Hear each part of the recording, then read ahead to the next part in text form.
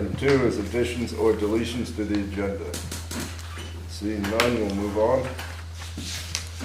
Item 3, minutes approval, meetings of 8/21/2023 and 9/11/2023. I would move their approval, but I want to ask Shane a question. I think we have to move it first. Let's move it first. And second? Second.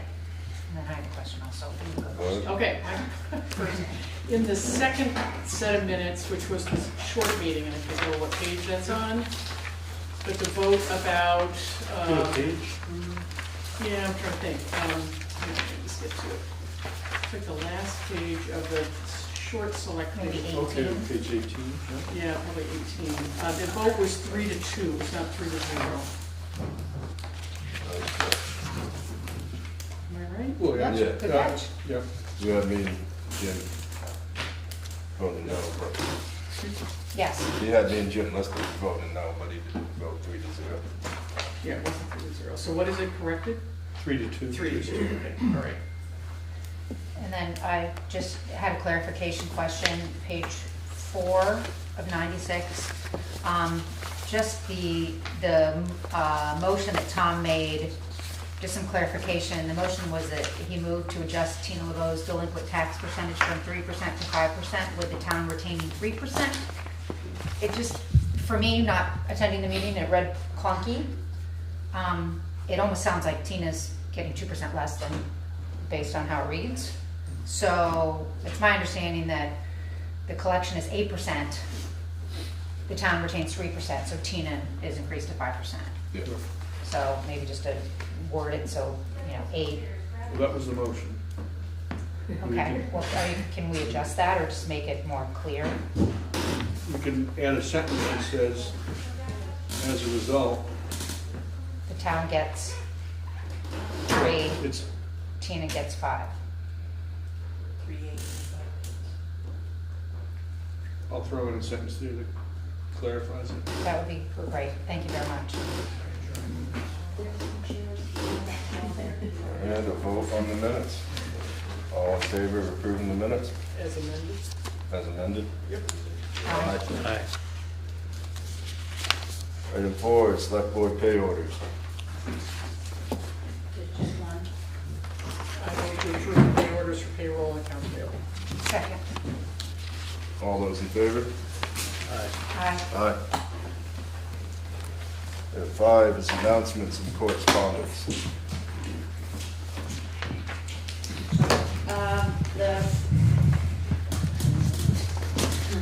The clerk's office is going to be closed on October 12th in the afternoon.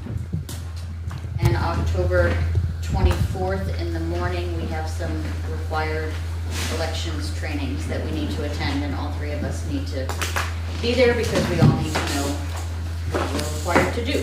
So we'll be open for half the day on both of those days.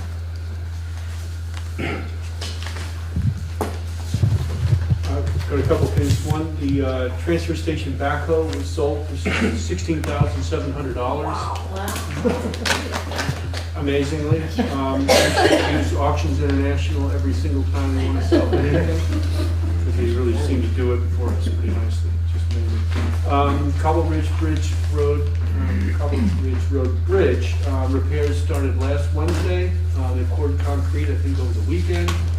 And it may be drivable in the next couple of days, paving within a couple of weeks, so it's accelerated well beyond what we thought it would be.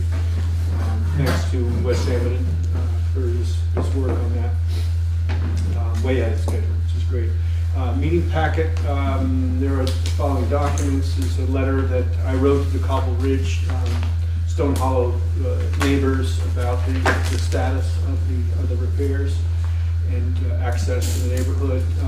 Also, there's a notice of an award of $6,000 that we received from Railroad Development Credit Corporation, and that's to help pay the cost of design for the reconstruction of this project, the town office project. The Department of Buildings and General Services, we have been told we're eligible for funding for building assessments, and thanks to the work of Bruce Farman on some of that. We're going to have assessments done of this building and the town hall, and will therefore be eligible for grants of up to $500,000 for each for energy improvements. In your meeting packet is a copy of the health officer appointment done by the Department of Health. That's for Rich Phelan. Thank you, Rich, for stepping up. We have a letter of thanks from HCRS for the voted appropriation. I think it's a little over $1,500. We have a letter from Vermont League of Cities and Towns requesting an appointment of a designated voting delegate for the upcoming town fair. Anybody going to that? Yeah, so it almost doesn't matter. Lastly, we have the August monthly report from the Wyndham County Sheriff's Office. Item 6 is visitors and concerned citizens. With so many people here, I'd like to remind you that our procedures call for 3 minutes each for speaking time. Who would like to start? Somebody else here. So, in the minutes, really quickly, I'm Rachel Febby. Some of you may know that I'm on the dam committee. However, I'm not speaking tonight as part of the dam. I'm speaking more regarding flood mitigation. And I just want to say that I care about the dam, but I care about our community more. And I just want to ask the select board some questions if I can, or one. When we met with Ron Rhodes from the river, the CR. Connecticut. Yes, thank you. He spoke to removal of the dam, but when he was speaking to it, he talked about things that they would do that would help flooding. Some of those things were dredging, rock veins, I think he called them, putting boulders up, redirecting the channels, maybe doing storage. And I was sitting there thinking, well, those are great, but those are things that we could do now. So I guess my question is for the select board, have you thought about doing anything for flood mitigation like those things? Have you looked into maybe FEMA grants for flood mitigation? And I guess I'm just nervous, there's so much focus on the dam that we're not looking at the entire picture and what we could be doing now. Because even if we do, I'm sure my 3 minutes are almost up. Even if we do choose to remove the dam, that's still a 3 to 5 year process. So maybe we should be considering some of these things now. That's all. I mean, I can go more if you want, but. Okay. I can speak to the dredging part. That was looked at, I don't know a time frame, it was probably back in the 90s. The state did not give a permit to dredge. So I actually called Scott Johnson, who's our regional river management. Should I stand when I'm Jensen. talking? Huh? Scott Jensen. Oh, Jensen, I'm sorry. Should I be standing? And I spoke to him about dredging because I wanted before I came here and bothered everybody with it. He said that they do allow it, and there's actually a dam in Guilford that they dredge 2 to 3 times a year. I mean, 2 to 3 times every few. They dredge it every few years. And so that sounded to me like dredging is allowed. So I was kind of like, okay, because I was wondering why we haven't done it. So it sounded like he said we could. And he also went on to talk about how this is the time to be doing stuff in the rivers because permits are being extended. And even if you apply for a permit now, you can still do it within a year. So if we want to be doing river work, where I keep seeing it in other towns, this is our time to be applying for these permits. I was just stating that the prior select board went through the whole motion to dredge that pond, and it was denied by the state at one point, and I think it was in the late 90s. But maybe it's something. Yep. I think if I could, the Du Bois and King's original study a year or two ago indicated that it was a cost of approximately $150,000 for that. Am I correct? And that was not dredging the whole pond. That was only dredging the section in front of the dam. That was not the whole pond. It's just a number I recall. It could be off, but that's the number that rings a bell. I haven't seen that quote, but I did hear from a local person that after Irene, there were some folks in town that had volunteered to dredge it for free. I don't know if that still stands true. But with the concern and the things that have happened to our businesses, I'm sure that's something that those folks with equipment would consider. To date, we have not heard from anyone saying to do it for free. Not saying that they wouldn't, but to date, no one has approached the town saying that. I guess if am I still allowed to talk, or? I'm just trying to follow the rules, so I'm not really. So That's one. let's give some other people a chance and come back to you if we got time. Hi, my name is Sam Eisenhower. I was involved with a project in Manchester where we built a skate park. I got involved with that in 2012. It was a mix of public and private donations, totaling about $1 million to get it built. The first phase was built, I want to say, in I believe it was 2019. And the second and third phases were just completed. I've recently been attending Parks Board meetings and informing them of an idea I had for a proposed facility at Pingree Park. I went to the space. It's about 8,500 square feet. And really it would be a project that would use private funds. I'm not asking for any sort of town funds for something like this, and I think it would be a long-term project, but I think it's something that would potentially benefit the local community. It's been a facility in Manchester that's gotten a lot of use, and I think it's been a positive influence on the kids in that community, so yep, just wanted to bring it to your attention. And one question I had for that is, if a project like this was approved, just want to go through the adequate or the appropriate channels of fundraising and make sure any money that's raised is handled the responsible way through whatever that might be, through the treasurer's office. That's what we did with Manchester. Is the town treasurer had an account that was earmarked for use for this skate park project. So just wanted to bring it to your attention. Sam, can I ask you a question? Yeah. Would the Ways and Trails group be a help to you as well? This is our recreation pod Yeah, from absolutely. the I One mean, Londonderry group. Yeah, I really want to get anyone in any group involved that could, would want to be involved with a project like this. So yeah, I really just want to try to see if there's more people that are interested and want to be involved in this, and just want to make sure I'm bringing it to everyone's attention that might be interested. So.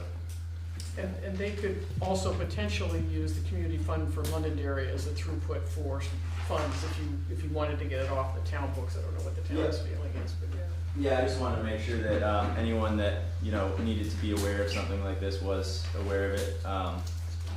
Yep. That's great. Thank you. Max, you have support from the Parks Board?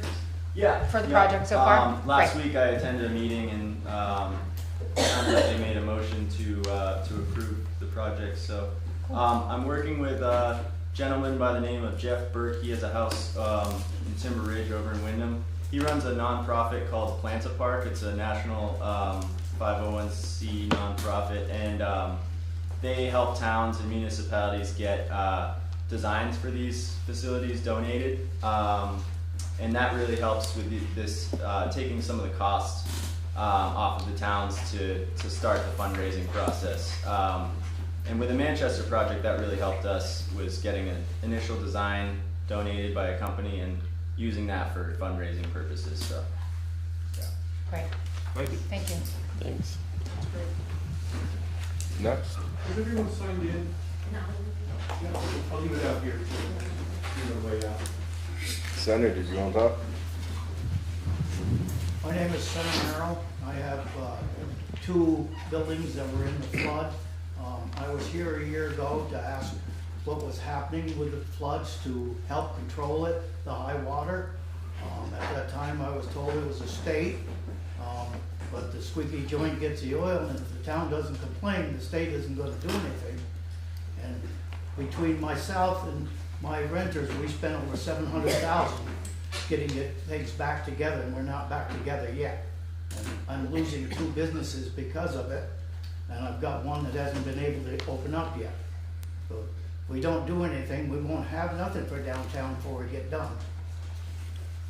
Can I respond later to that? Go for it. So tomorrow, Senator, we have a phone call with gentleman named Brian McWalter from the Vermont Hazard Mitigation Group out of the State Emergency Operations Center to begin conversation about how do we access resources for the planning of all things related to the future of that downtown area, and things like flood mitigation, business rebuild, etc. So it's just the beginning, but it is happening, and his office will hopefully connect us to sources, both to find consultants who can help us think that big picture, as well as funding streams for that. So we've made that initiative.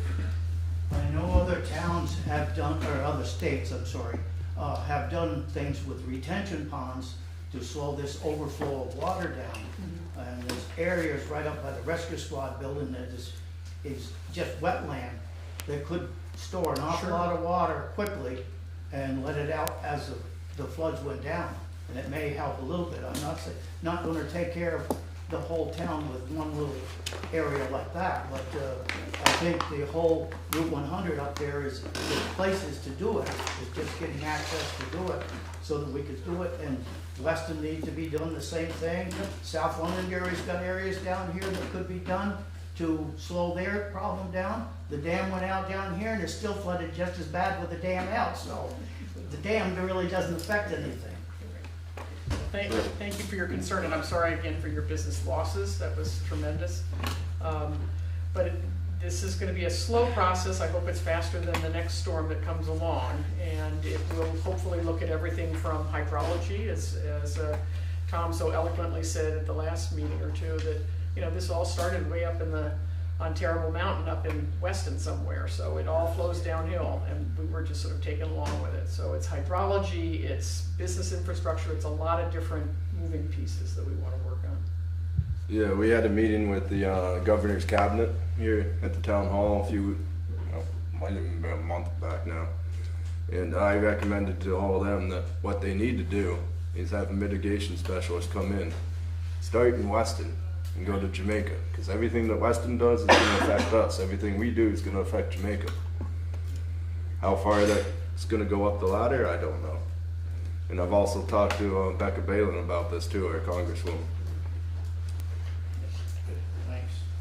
My name is Beverly Jelly. I have Jelly's Deli in Londonderry. I was also a victim of the July flood. I think the reason we are all so concerned this time, we business owners along the river. This is not the first time we've experienced this. This is the third for some of us. And every time it happens, it costs us more money to get going again. I wonder how many more years, how many more floods, how many more dollars is it going to take for this to not happen again? For all of us that have businesses, it gets more and more expensive every time for us to come back and get back into business. And it takes a longer period of time. And we're all suffering from not having any income coming in for the last 3 months, maybe 4, or maybe longer. I know the house next to my store, I'm not going to be able to do anything over there until next year. I have no money. I have no insurance on that house. I have received no insurance money from the policy on my store. I am going on grants and maxing out credit cards and using my own money at this point. And I don't know how much longer I can do that. I would just like to know that the town is behind us, that the town does want us here as business people. And unless we get some support in handling this water situation, we're not going to be here. Londonderry will be a ghost town. There will be nobody along the river. There won't be any businesses. There won't be any stores or any other type of business in this town. And I don't think Londonderry wants to see that happen. We don't want it to happen. We need some help. We need some help this time. And we need it from our community. We need it from our town. And we are here tonight asking for that help. Just to keep us going and give us some focus on the fact that we're not in this by ourselves. Thank you. we most certainly want you guys to stay in business. Absolutely. And one thing tonight, the dam committee did approve an RFP, which is a proposal for bid to look at the hydraulic study of the dam to see if removing that dam would have any impact on flooding downstream or upstream. That is one start. And we are, like I said, we've been talking to the state, we've been talking to the federal delegation. I can't promise you that we can do stuff to completely eliminate the flooding. Hopefully we can find ways to at least get it a lot lower than it was. I think it's safe to say, anyway, I'm speaking for myself, but I think it's safe to say that you definitely have our support especially with the things that we do have control over. I mean, I think that efforts will be made for sure. And there's a lot of challenges, as everybody knows. There's some obvious ones and some not so obvious that, you know, when you think you have made some progress and then you realize something else is holding things up and it becomes a long process. So in the meantime, I guess just knowing that, you know, we are on your side and want everyone to find their way through this in a way that everyone benefits and survives. Bev, do you mind if I ask if you had flood insurance? Yes, I get on the store, but not the house. Kelly, can we get her in touch with Becca? I was thinking the same thing, yeah. Becca But Balin, I'm not getting a payout from insurance. yeah, Oh, our congresswoman and our representatives are very concerned with the insurance companies not doing what they should. yeah. Well, I want to fix it, but, you know, it's going to be next year. But hopefully, if we can get in touch with them for you, we can get you some help. Yeah, thank you. So just to play off what Beth said, and I guess what I was trying to say before, like I feel like even if we could lower the water levels even just a little bit, you know, every foot matters. And are there little things that we could be doing to help those water levels, like dredging the pond?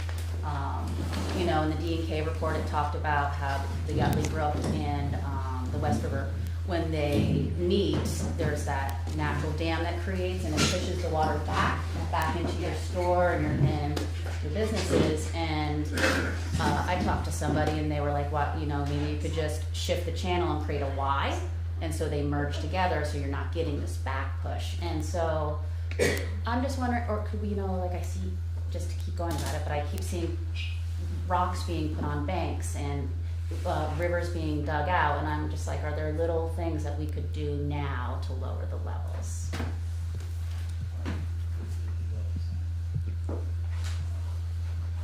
Just lost my train of thought.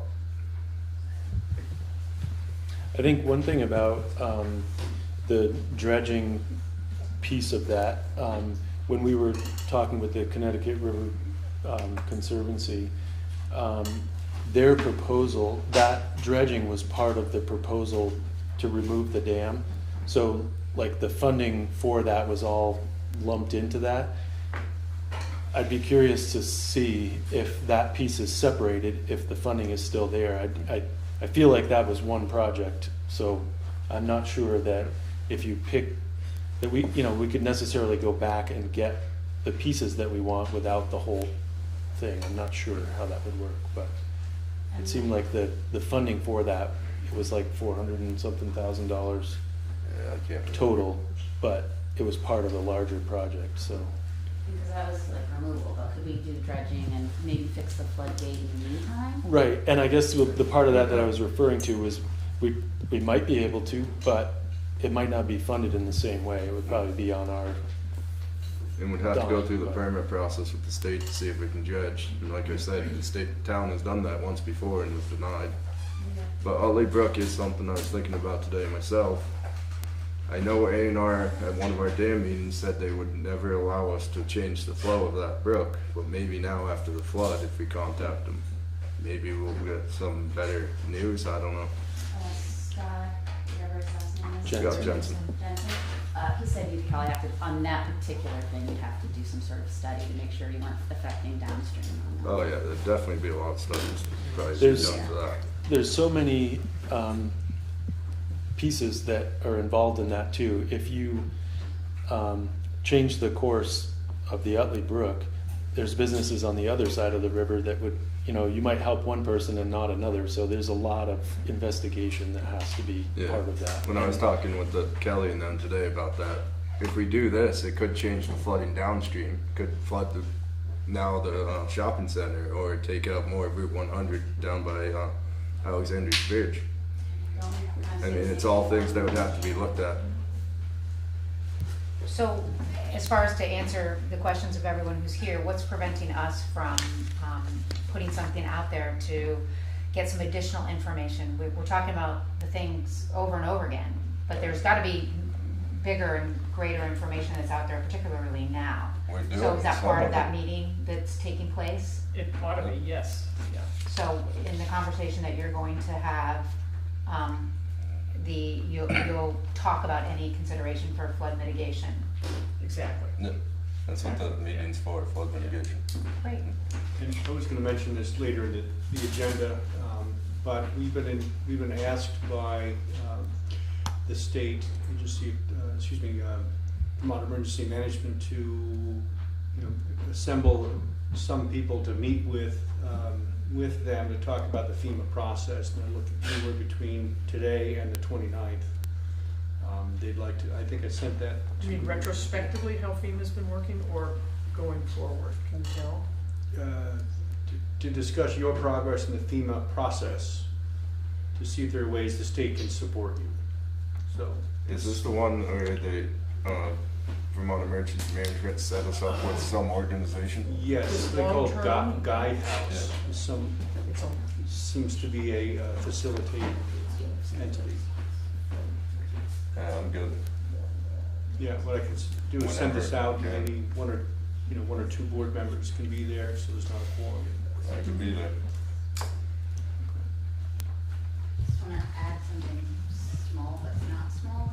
I know Weston is having all of these same conversations about the dam at their, mill.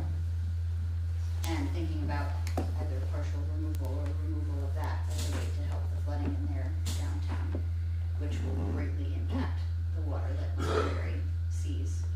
So as you're thinking mitigation in our downtown, please stay closely in touch with Weston about what they're doing, because if they go ahead with something and we're not prepared for it, yeah, I think this needs to be sort of an intertown yeah, conversation. yeah, and that's been a, sort of at upper levels, it's been something that's repeatedly come up, that doing a watershed approach or a regional approach is Correct. Yeah. really, necessary. Yep. So, just wanna make sure that stays, That's essentially what I told the governor's cabinet, is we need to look at the whole watershed, because you can't do it town by town, because that's not gonna work. It hasn't worked since, It's larger than Londonderry Yeah. at this point, and right, we gotta go from where the headwaters start to where, right. meets the we first down to control Ball dam. Mountain Dam, if not lower. It's making sure that money gets put in place so that regional projects can be undertaken and supported. So just keep saying that, everyone you talk to. Yep. Anyone else? Sorry, one more thing, but, and I get that this is much bigger than all of us, but can't we do little things, like, for example, there's a bunch of stones now, when you are looking at Edge Hill Road, if you look, like, between the park and Edge Hill Road, there's this heaping of stones, like, couldn't we be getting in the rivers and moving them so it's not taking out the side and just kind of, can you explain that? So it's watching over against that shows a little farther down by the first house. It's like a big island of stone in the middle by the river used to be. The river's shifted to more of one side. So it washes like 10 feet out of the bank every time. Eventually it'll get way up to the road. So it seems like some of them rocks maybe could just be pushed to the side so the river's straight where it should be. I think some of the limitations on doing that type of work have been lifted temporarily. I think until October 15th is the time frame. Not that you can just do whatever you want necessarily, but that timeframe is coming to a close. I think with other engineers and state engineers, or private and state engineers in the area looking at that particular project for us, it wouldn't be too hard to include, just at least get some more information about that. It's hard to say really what we can actually go ahead with. I think we'd have to still go through the same people that we've involved in all of our repairs so far. And just to point out too, we are still very much in recovery phase. And looking at mitigation is kind of hard when we still have RFPs we gotta put out for different roads. Edge Hill is not finished by any means. That needs a lot of work. I mean, we have a lot of projects going on right now that we still have to try. 6.5 for an outdoor cultivator, tier 1 small cultivator on parcel number 041010.000. The reason for all the 00s is that there are some limitations on public access to information related to cannabis businesses. And so we just need to be somewhat mindful of that. Just thought.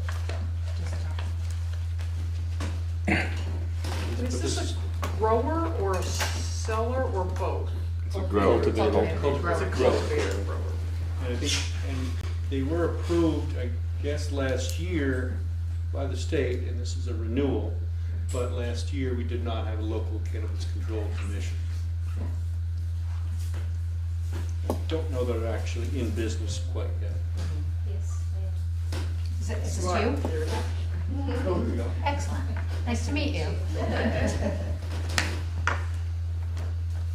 You want to speak to it? or- Yeah. Can you tell us a little bit about it? Sure. I've actually had quite a few issues with which some of you, I know Kelly is very aware of, with working with the state and wetlands issues. It has taken me the entirety of this past year to get confirmation that my property is not wetlands so that I can set up my greenhouse and start officially growing next grow season. That work has to be done by the end of this year according to the state.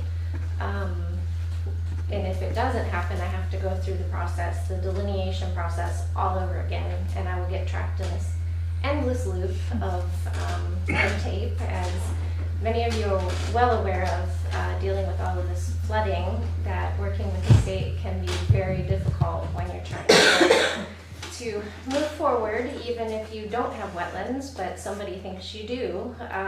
It's quite a long haul. So I do have an excavator that is scheduled to start work November. Hopefully the ground won't be frozen by then and everything will go as planned. And we should have our greenhouse up so that all of our plants are hidden from the road, because it's one of the requirements. And my property is very visible from the road. So we want to make sure everything is hidden and we're in compliance with all the rules and regulations.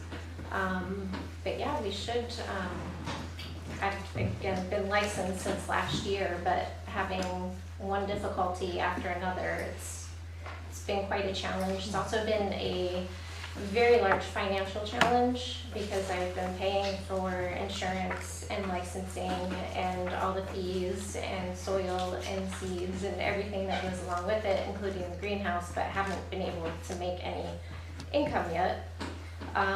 But hopefully that all changes this year and we'll hit the ground running next year and be able to supply some of the local stores that are now open in surrounding towns. And I actually know Center's tenant that he spoke of that was not able to open her store yet. Been trying to support her in every way that I can to help get her up and going as well.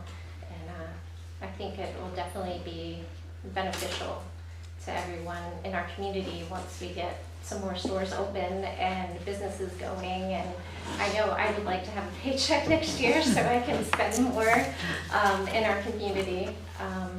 But yeah, if you have any questions for me, or if anybody is wants to know more about it, I'm happy to answer any questions. Thank you. Anyone care to make the motion? I would move to grant a local control license to Myra Adams to operate a Tier 1 outdoor cannabis cultivation operation on property located at parcel number 041010.000, subject to compliance with and adherence to all Town of Londonderry ordinances, regulations, and bylaws at all times.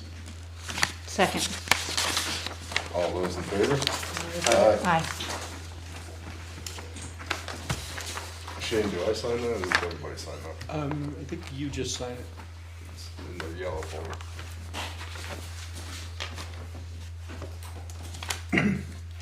We'll move on to item 7C, Planning Commission, monthly update plus discussion of hybrid meetings for public bodies.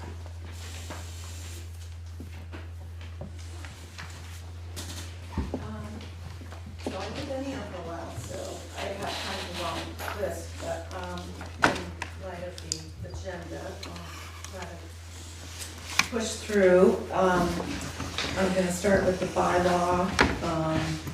We're, I think in our 4th year of making updates to the bylaw, hoping to enable some of the other initiatives that are going on, like wastewater and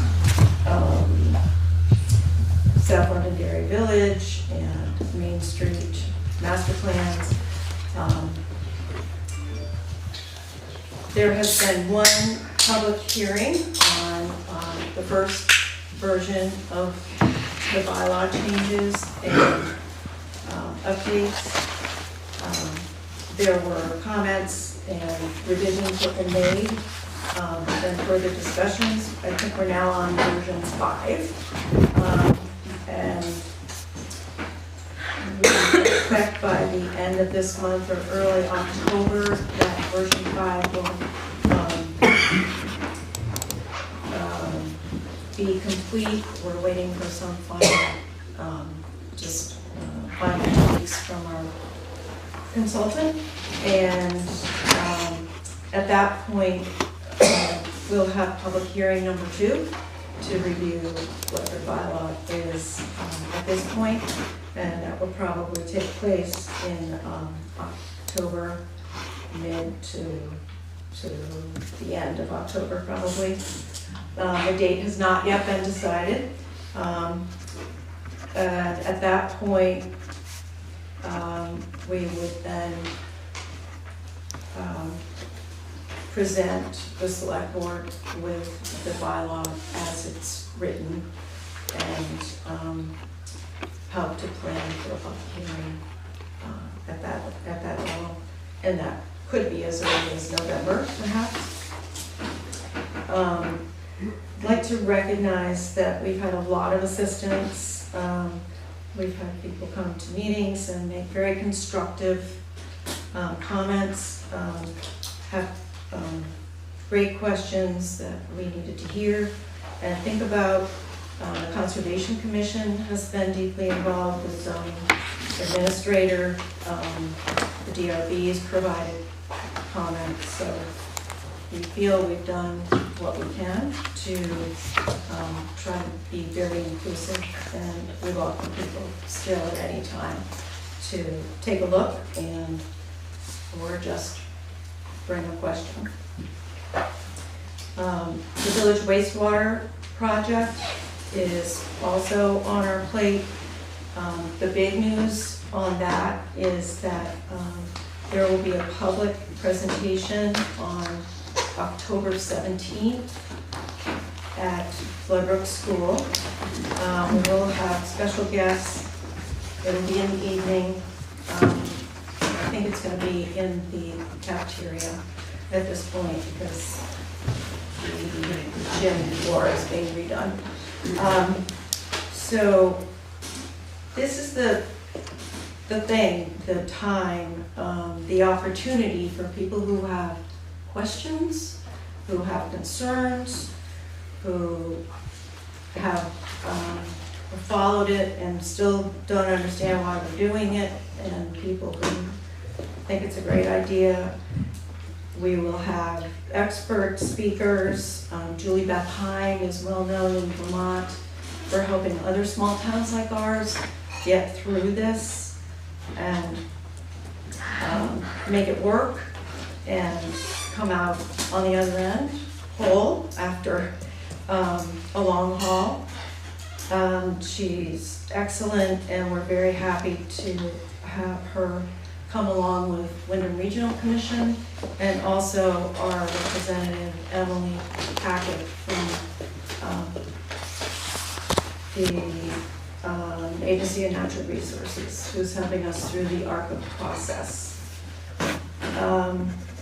We are on track now with timing for the ARPA grant that we qualified for, that will pay for this primarily, and let's see. What else do I want to say about this? It's just very important. It'll be the best opportunity we have to get the information out that people are really concerned about. Just to know that the essence of the project for wastewater for Londonderry is for both villages to have capacity to have wastewater disposal that is appropriate, and in each village there is capacity at this time. Our engineers are finding that there could be one private and one town-owned facility in each village, which would give us a lot more than we have now, which is practically nothing. The archaeological study came first, and all these 4 properties passed. There was no archaeological concern, and so our engineers are moving on now to do test pits and actually test the soil and the capacities for the soil. So it's not over, but we are moving forward, and that's what we're looking for. The South Londonderry Village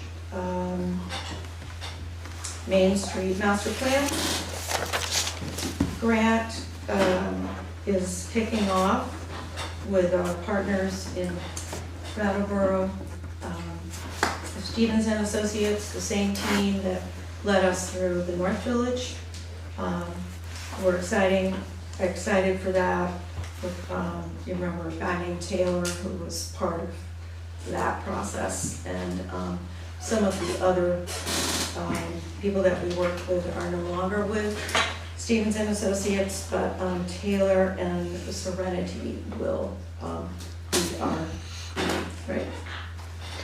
Yeah, they still need to put together a proposal for the first planning commission to accept, and then ultimately the select board to authorize awarding a contract.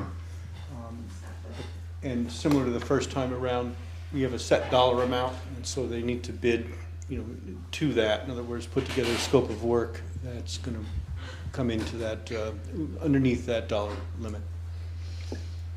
And hopefully it'll be the same scope of work that was before. As similar as it can be, considering some of the differences between the two buildings. Right.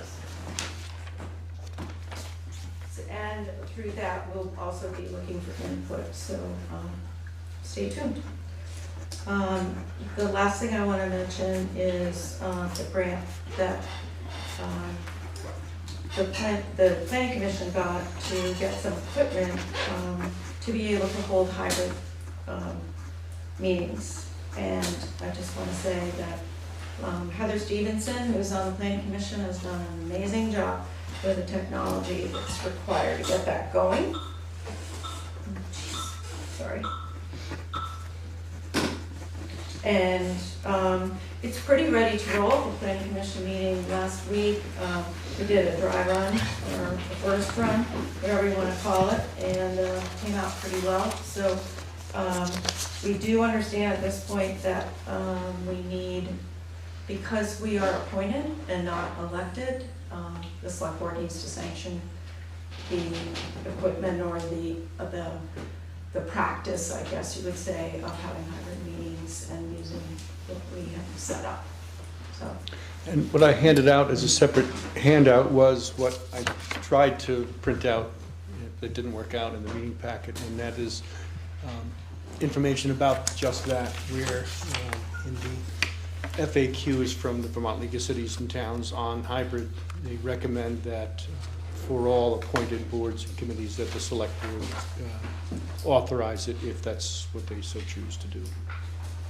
and if I didn't say it, I just want to make it clear, we have no intention that this is only for the planning commission. It's intended to make all town official meetings available on a weekly basis, if it can be.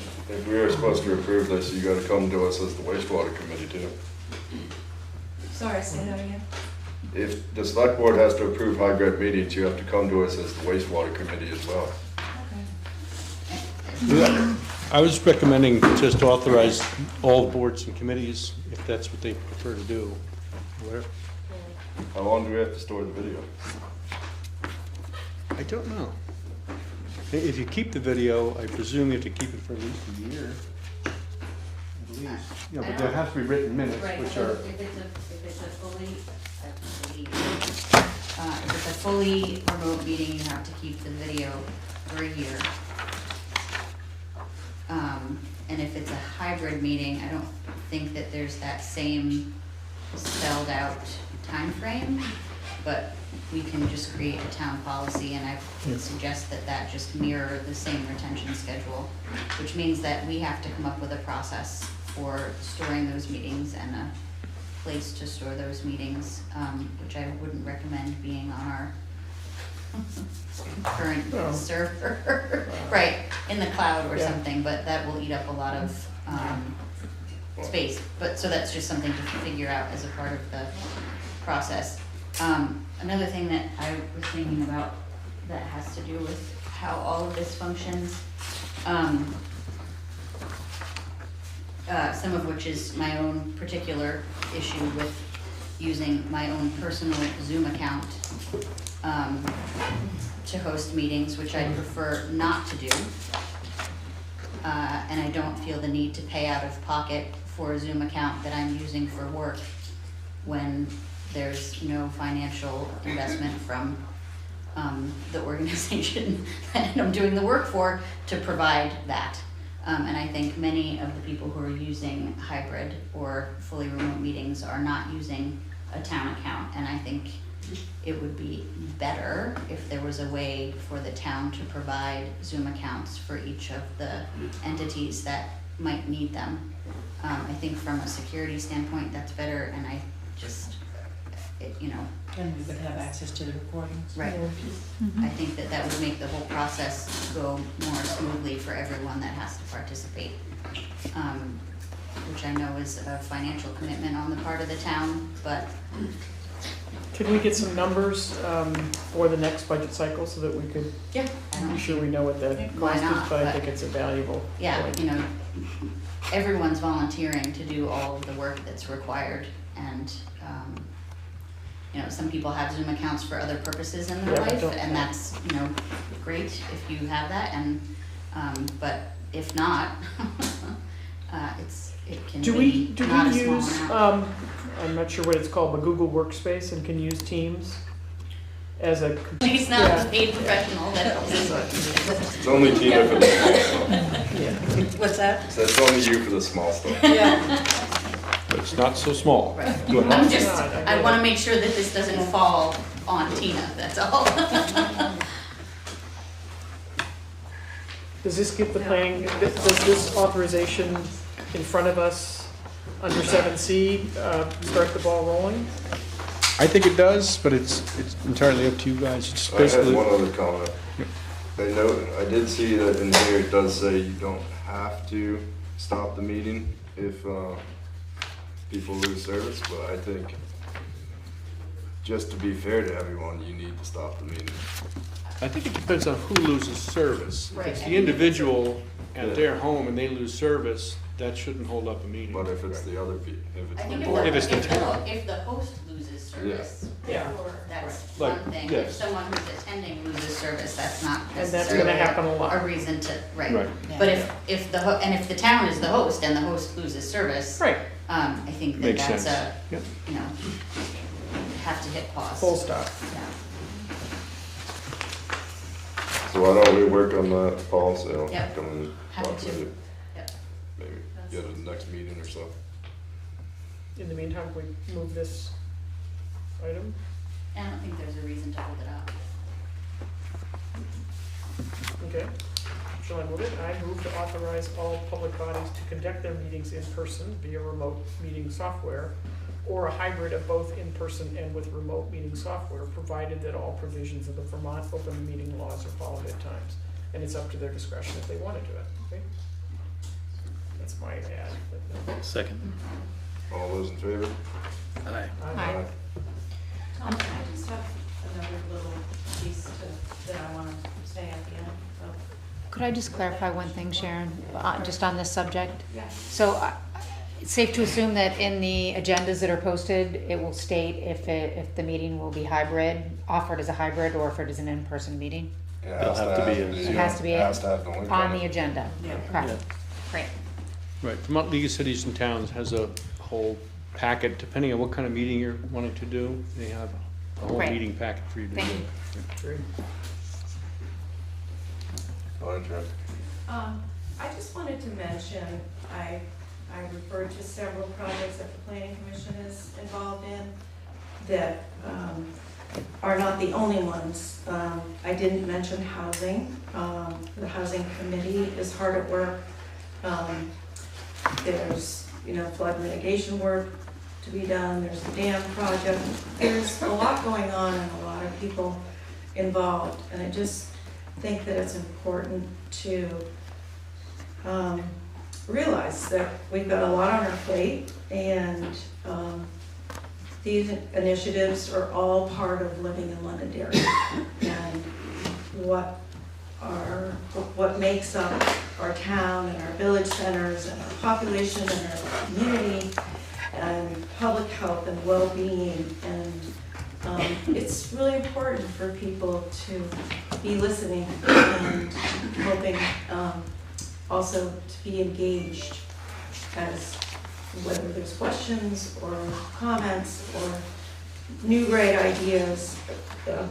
I just want to urge people to be part of this and not to just, stay in the dark and not figure out, what's good about it, because there's a lot of good stuff happening right now for mutual public benefit for everyone at large.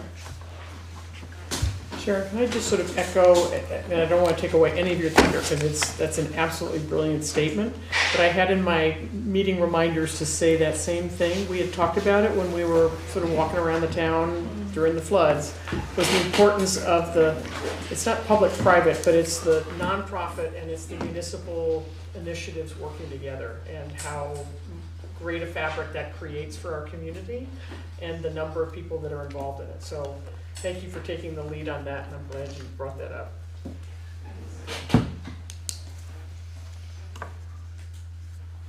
All you up? I'm done. All right. Thank you for your time. Thanks, Sharon. Thank you. Moving on to item 8, transfer station solid waste management. 8A's updates. The only update I have is that Shane said we sold the old backhoe and the new backhoe is at the transfer station. And they're loving it. Yeah, they definitely are. So we'll move on to item 9, roads and bridges, 9A's updates. Also, as Shane said, there is work going on at the Cobble Ridge Bridge project. That will continue probably more quickly at this point than the Spring Hill project, just because of timing of receiving the culvert. There is indication that it's all gonna happen, it's just, that's the new timeline. One being ahead of the other, but they're getting done, so that's good. The other stuff is, there's some stuff on the agenda coming up. The road crew is continuing to be out on the roads, and also our road foreman in our meetings that Tom was talking about, we're meeting again with FEMA. We've had a series of, this will be our fourth one, about 5 or 6 hours long, describing the different projects around town and trying to get everything reimbursed through FEMA for work that's been done and work that will be ongoing. And although it's something that you don't really see on the surface, it's something that's going on and taking up a lot of time. So that effort is being made to hopefully keep the overall cost to the town to a minimum, with a combination of primarily FEMA funds and potentially some state funds as well. But I think that effort is going to be ongoing with no real relief in the near future. But I think we're on the 14 hours so far with FEMA. Just with those meetings. Just with the damage assessment for roads. And the unfortunate truth is that that's step one of like a 9 or 11 step process. I think it's something like that. I can't remember, between It's a lot. mitigation and archaeological studies and A&R. The state's mildly involved, but mostly FEMA, I guess. So it is a kind of a grueling process that hopefully in the end will turn into dollars for reimbursement to the town, at least in the form of 75% of the costs, and hopefully more than that. Here's to hope. That's pretty much everything I have that's not on the agenda. So for clarification, Spring Hill will not be the end of the month then? There's still some shooting there. Yeah, It still, could it still could be. It's just that the bridge project is being done by the same contractor. He's doing that one instead of that one Right. because of not Waiting. having the culvert Yeah. for it. But the Spring Hill project is gonna go pretty quickly once the pipe has arrived, so. Right. And I think in a matter of days, they'll have at least one excavator to bring over there. Right. Because they were, Yep. it was almost ready to drive over when I went by earlier today. Wow. It just needs pavement after that. Right. And I think Guardrail work. there'll probably be a little bit of back and forth because progress can be made on the bridge for now. But then it'll switch to, O'Brien is doing the paving through the contractor. So that piece can get done. And then it's gonna be guardrails, and guardrails is another kind of hit or miss. We gotta come look at it. It might take a little bit of time. It's all done It's a through. subcontractor. Right, it's all done through the contractor. It's not a contract that we have directly, but when that part happens, it'd be nice to think anyway that all the efforts could be moved to the other Right. project. And progress will be made on both simultaneously, but as those literal roadblocks come up, just switch to the other project and they'll be able to continue. So I know Wes's Right. plan is as soon as he gets word that the culvert's coming, he'll start digging up and getting ready for the culvert. And since the road is closed, Yep. some efforts can be made. Great. I didn't think of this earlier, but I just wanted to thank the county and the road crew for resurfacing West River Road. It was really heavy stones before and noisy and slow, so now it's a lot better. We'll let them know. Absolutely. I think for next meeting, we should just do updates and storm damage at the same item, because Yeah. that is the updates. Yeah. Right. So 9B is updates on storm damage and recovery. We just went over most of it. Pretty much covered that, yeah. A lot of work. That's all it is. Recovery efforts are ongoing. Yeah, I think it goes without saying again, really, that there is a lot of effort going on behind the scenes with everybody in the office and just the coordination between everyone and the paperwork now. You know, the visual stuff happened on the forefront of everything, and now it's all the invisible efforts that it's sort of the thankless part of it, but there is a lot going on still, so. And just to back Josh up a little bit here, as road foreman, he has to do a lot of this paperwork with us. I mean, like I said, we have 14 hours in with FEMA just doing the damage assessment, and he's a part of that. So when you see just 2 road crew members out, a lot of it's because he's doing paperwork with us. He does not want to be, believe me, but he does. And Everett Hammond is plugging away and putting together scopes of work for several of our projects, and I put him into contact with the dam engineer to talk about Edge Hill Road, and so we're going to start pumping out a few more scopes of work for some of these projects and invitations to bid.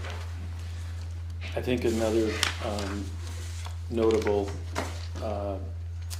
association we have is with Bill Kearns, who was hired by the town as a FEMA expert in my mind that has really made this process a lot more streamlined. It's something that he's familiar with and was able to hit the ground running with a lot of stuff that we'd still be trying to teach ourselves how to do. So that was a great recommendation and move on behalf of the town to get him on our side. It's really been a...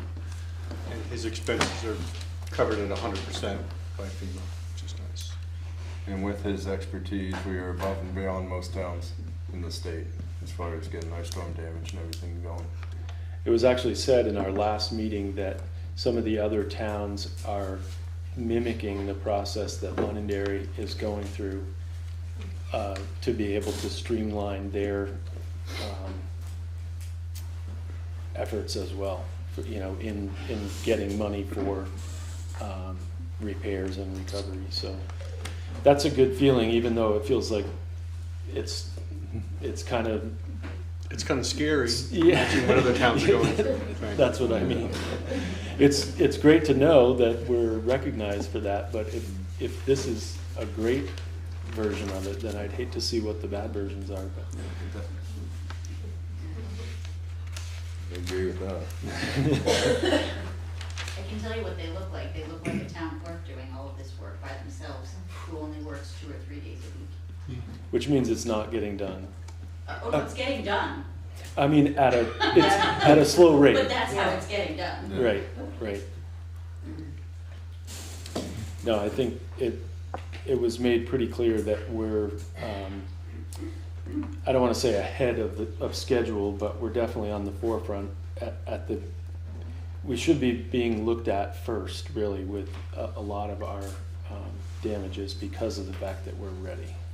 And we are a priority town to FEMA too. Good? Yep. Moving on to 9C, review bids and award contract for storm-related road paving. We issued a request for proposals, invitation to bid on September 7th, and unfortunately, we received only 1 bid. And that's just a function of everybody being real busy right now with so many different damages. So again, we only received 1 bid. It's from Springfield Paving, and that bid came in at $312,175. Well, we have to adjust that for the bid amendment, don't we? Yeah, well, it'll be a little bit less because if you look at Thompsonburg Road, it's item number 1. He bid that at $12,350, but if we remove the part that the fire department would be responsible for, that becomes $9,750. So they'll be in for, that difference. 1% less. Yeah, not a whole lot Is that less. the big rate in front of the fire department? Yeah, we He's can't. probably gonna be the one who does it for the fire department. Fire department's waiting to see who you can contract with, and then they'll call them up. Right, and they'll say, The big this is what your bid price was, and can we do this, and we'll pay you this difference. But we can't, we cannot be invoiced for work that's not within the town right away. So that's why we bid it as a bid alternate, just so we know what. And I They're have not- contacted the fire department, they have the funds to do their own paving, so they're all set. Even though it's town road, is it in front of them? That's No, not it's town their- road, it's it's their their apron, it's apron. their driveway. Oh, it's their apron, sorry. Yeah. I keep hitting The that road. bump right in front of them. The road, that is the road we're talking about. Mm. We took, Sorry, that's too much. we took off a section that was included in the bid because it actually went into their driveway by accident. Have we worked with this company before? I think it's been a while. I don't know if we Long have. time. Yeah. Everett Airman has, and he said they do good work, correct? Mhm. Yeah, they were recently purchased a year or so ago by a new fellow, Jeremy Zullo, and they're actually based in Claremont. It used to be another name, but they've two companies have merged. They're a reputable firm. And like Shane said, Fuller, who is a guy we've used a lot, he took on state jobs and stuff. He said he might be able to get it done by December, maybe. So And that's a maybe. he couldn't do it. He couldn't even. We also had a short bidding time frame, just because we need to get this going. We need pavement before snow flies. This is the order that, I know it's the order of importance, is this the order that the work will get done? Not necessarily. Not necessarily. No? Okay. no, like- I think it would probably be up to the contractor to Yeah. jump around as it makes sense for There's no them. planning out. And the reason we split it out is because FEMA will only reimburse us for specific projects, so we could have put out, 11 different scopes, invitations to bid. We figured we'd just bang it out in one. Plus, it gives Makes the sense. bidder a better opportunity to, Right. to consolidate and get us a better price per ton. Mobilization It's all in being one bucket. key, yeah. And And now November 15th, that's realistic? he's committed to it, so. Okay, good, good. We're gonna hold him Here's to it. 3 bumps. We're gonna hold him to it. And he did do a drive around with Josh, the owner. to check everything That out. was a requirement. We wanted, the road crew marked all the spots that needed to be paved, and any bidder had to go on a drive around, just to make sure that they're bidding appropriately, not just throwing something out there. And I mean, as expensive as it sounds, which it clearly is, if you do drive around and look at the places, and I don't know if anybody watched how these paving projects have gone on like Route 100 or Route 11, or the amount of work that has to happen to cut out a piece the size of this table and fix it with traffic control, and it's so inefficient to work under these circumstances.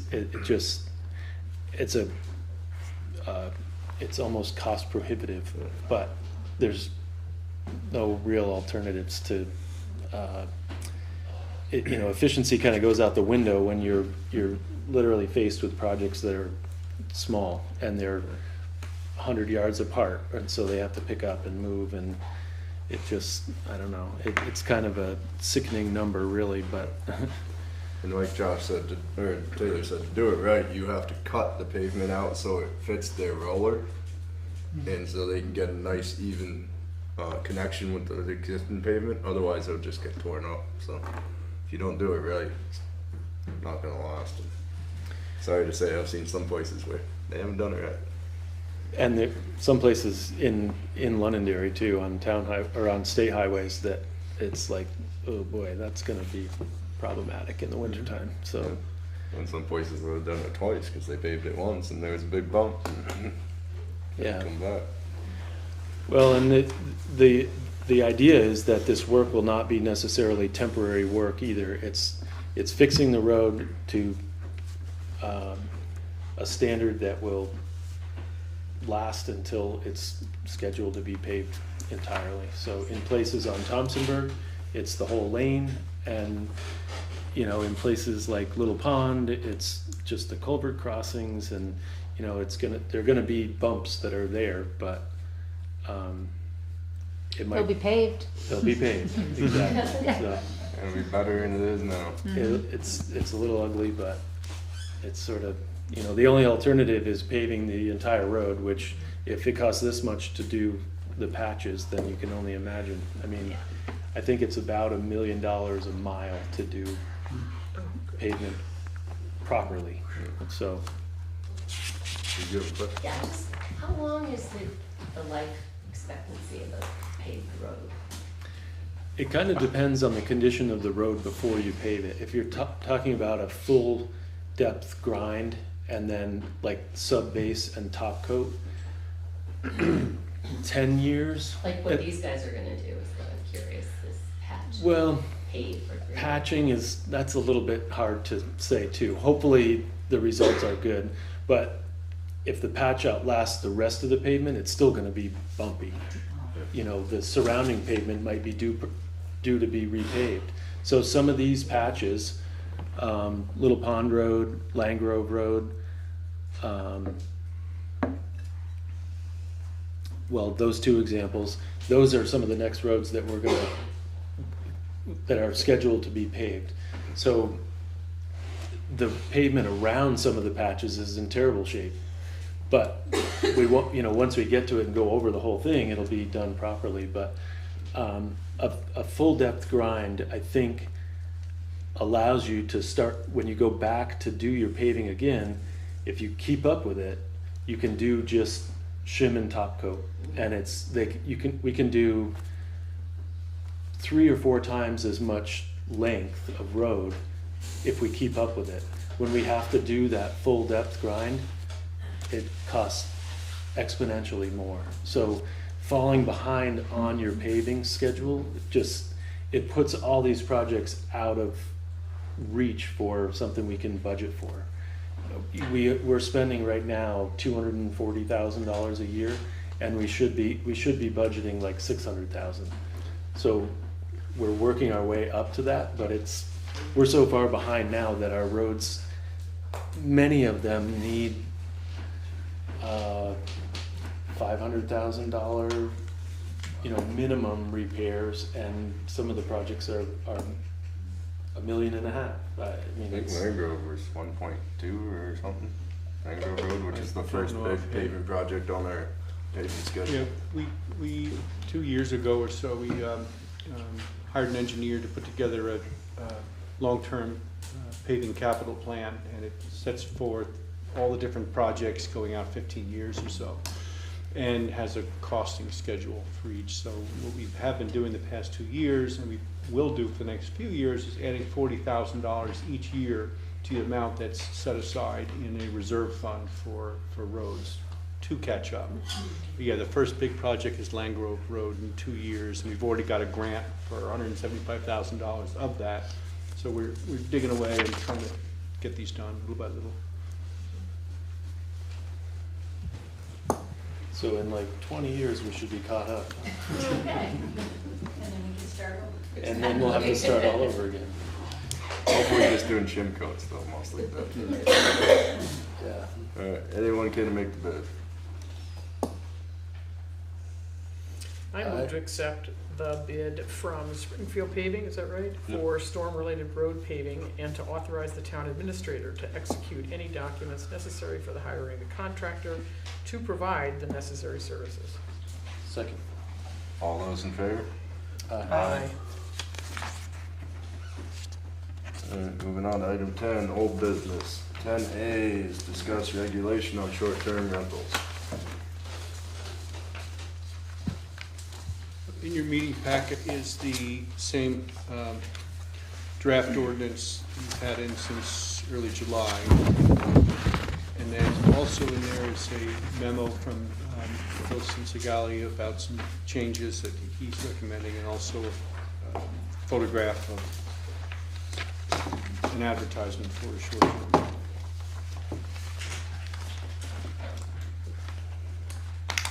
Hi, I'm Bill. Last meeting, we had a conversation about the ordinance and the draft ordinance. and we had a discussion about what we thought would be some necessary amendments to the language to achieve some of the objectives of the ordinance. One of the key pieces was to limit the expansion of short-term rentals beyond, what is typically the case. Homeowner wants to rent out their property, their primary house, an accessory dwelling. That's all well and good. Understand the ordinance is intended to put in place some registration, some rules and regulations around that. However, part of the ordinance objective is to limit the spread. One of the things that had been the inducement or what incited us to raise this point was what we observed, in the zoning bylaws in a zoning meeting where, we have an issue in our neighborhood.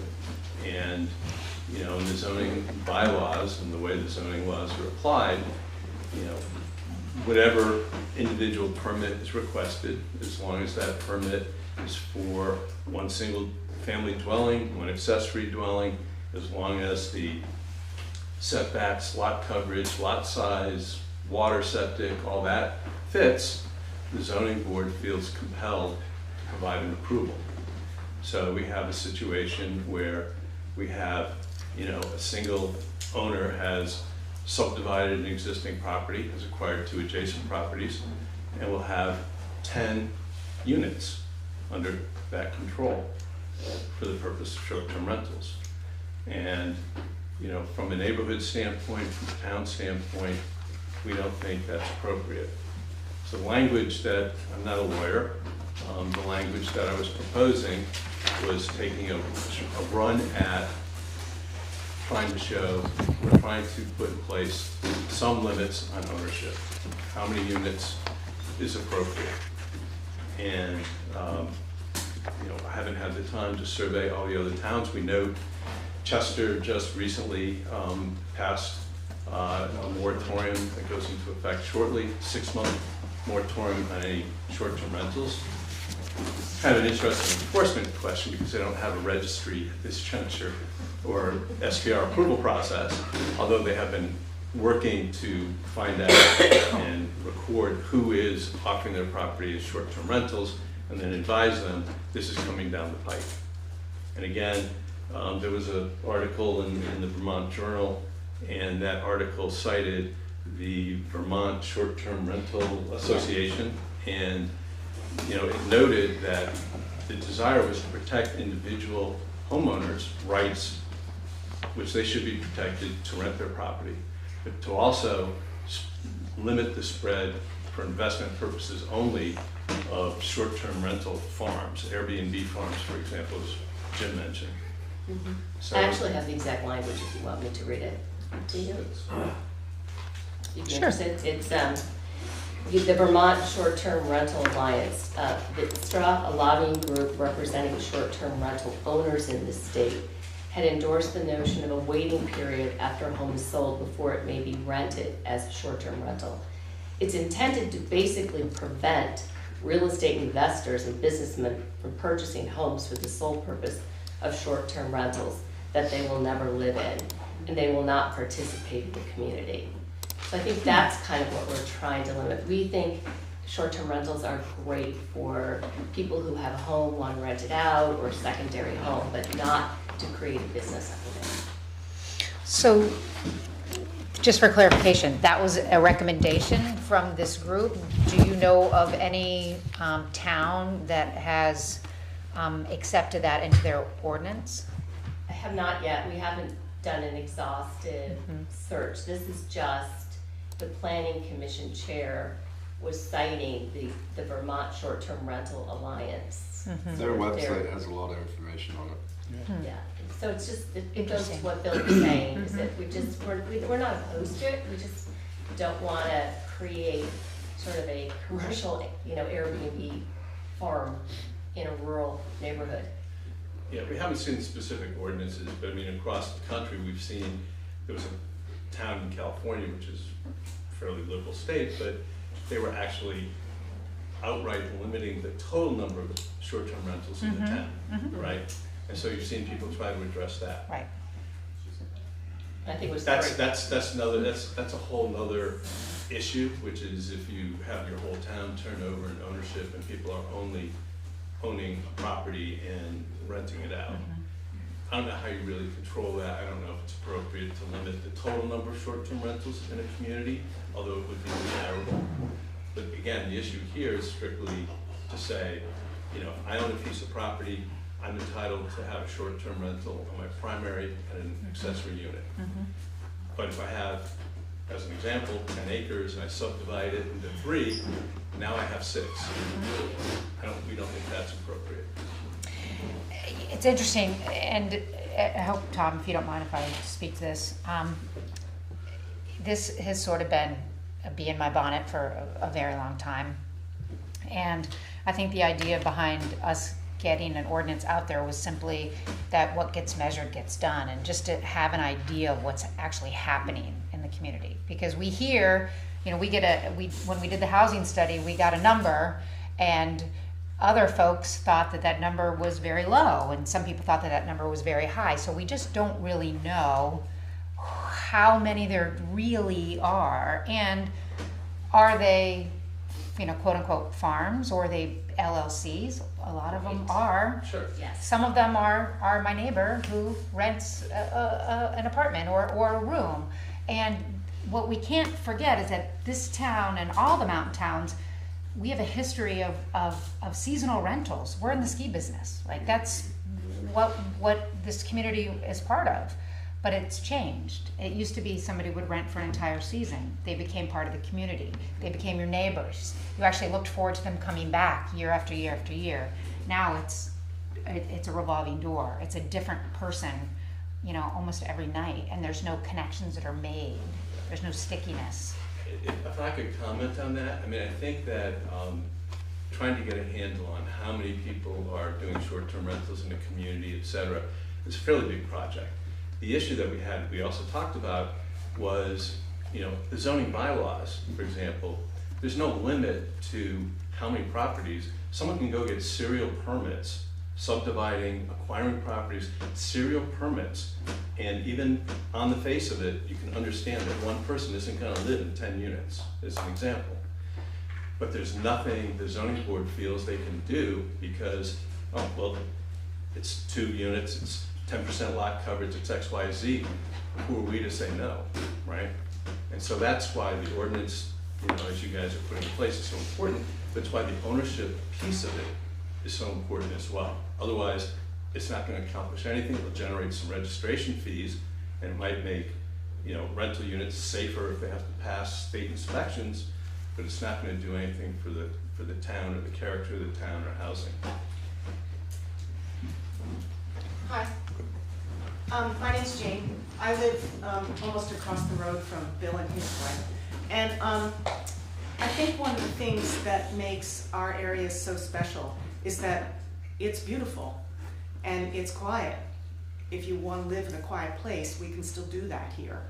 I grew up in farm country in New Jersey, and it took about 20 years from when I was 10 to when my parents finally sold their farm, for subdivision to literally obliterate the rural landscape in our area. And I think it's really hard if you're sitting in your place to figure out what your role is and what our role is in terms of protecting the rural quality of where we are. But I think it's got to be a conversation that we have actively. I know that I'm not much of a, you know, banner waver walking down the street. I mean, I was a protester in the 60s, but you know, that's different. We were also stoned all the time, so it made it not more fun. But I just think, you know, it's like Joni Mitchell, when you pave paradise and put up a parking lot, it's done, it's gone. When you divide 60 acres into 20 houses, it's gone overnight if they're all rental people and you never get to know them and you don't know their names. So I don't know the answer, but I do think we should be brave. And I do think we should step out and maybe take a risk, and say, let's maybe be a little more severe than we might want to be, because who wants to, put their hand on the table in front of an axe? Nobody does. But is there case law on this? No, I don't think there is. We're really ahead of this. And I'd like to be ahead of this. I'd like to be a community that says, we have the right to rent our garage apartment. We have the right to additional income. It helps us pay taxes. We have the right to allow, reasonable sharing of the beauty of where we live. But we also have to protect against commercialization of the ability to commercialize where we have lacked putting in prohibition that protects what we have. Shane. Actually, there is case law that provides that a single-family home can be converted to a short-term rental without a permit. It's their equivalent insofar as the case law is concerned. Well, let's make law. Yeah. Right, that case law didn't exist until somebody made it. But I mean, the comment, Change. but I think the comment to that is that, that's the tour. Yeah, the tour case. Okay, so that had to do with, somebody needing a permit to take a single family home and start renting it, right? Which, again, we're not arguing against somebody taking their personal residence and doing that. Even if it's a secondary home, they come up from, a total of 30 days a year because they are skiers, right? We thought about it when we first bought. Now I'm here 90% of the time, but again, the issue is, somebody buying, subdividing, and simply doing it for the clear purpose of business investment. And the zoning board sees that and feels, probably rightfully so, I don't know, legal counsel would tell them, there's nothing they can do about it because the bylaws they're silent, and there's no ordinance. You know what's going on. So the zoning board members are like, this is bad, this is wrong, but they can't do anything about it. So it's kind of like up to you guys to put the ordinance in place so that there's some teeth to limit in some reasonable manner what's going on. Not obliterate it, but. I think it's definitely important to support specifically what you're talking about as far as not letting one thing run away because of kind of a loophole type thing. And it's equally important not to maybe make something that's so strict that other innocent people are affected by it as well. Somebody, just say if we change zoning so that there was like differences in subdivisions or something, and then somebody who has like 10 kids couldn't give their family members pieces of their own property, or trying to avoid side effects of legislation. So staying focused on the short-term rental thing and the specific problem, which we can more tend to right now with more anticipated results, I think is something we can, there's no reason to delay on that part of it. There is more to be done always, I think, but the thing that I feel like we can move forward with is something very specific to what you're bringing to our attention. And an ordinance can always be changed. But I have a question The to issue that. is- I'm sorry. My question to that is, ordinance goes into effect, we gain new information. We want to change the ordinance. So those people who the ordinance was originally in place for, are they now grandfathered in and do not have to adhere to the changes made to the new ordinance? That's my question. Probably. I'm not sure though. If it's a zoning bylaw, you are grandfathered in.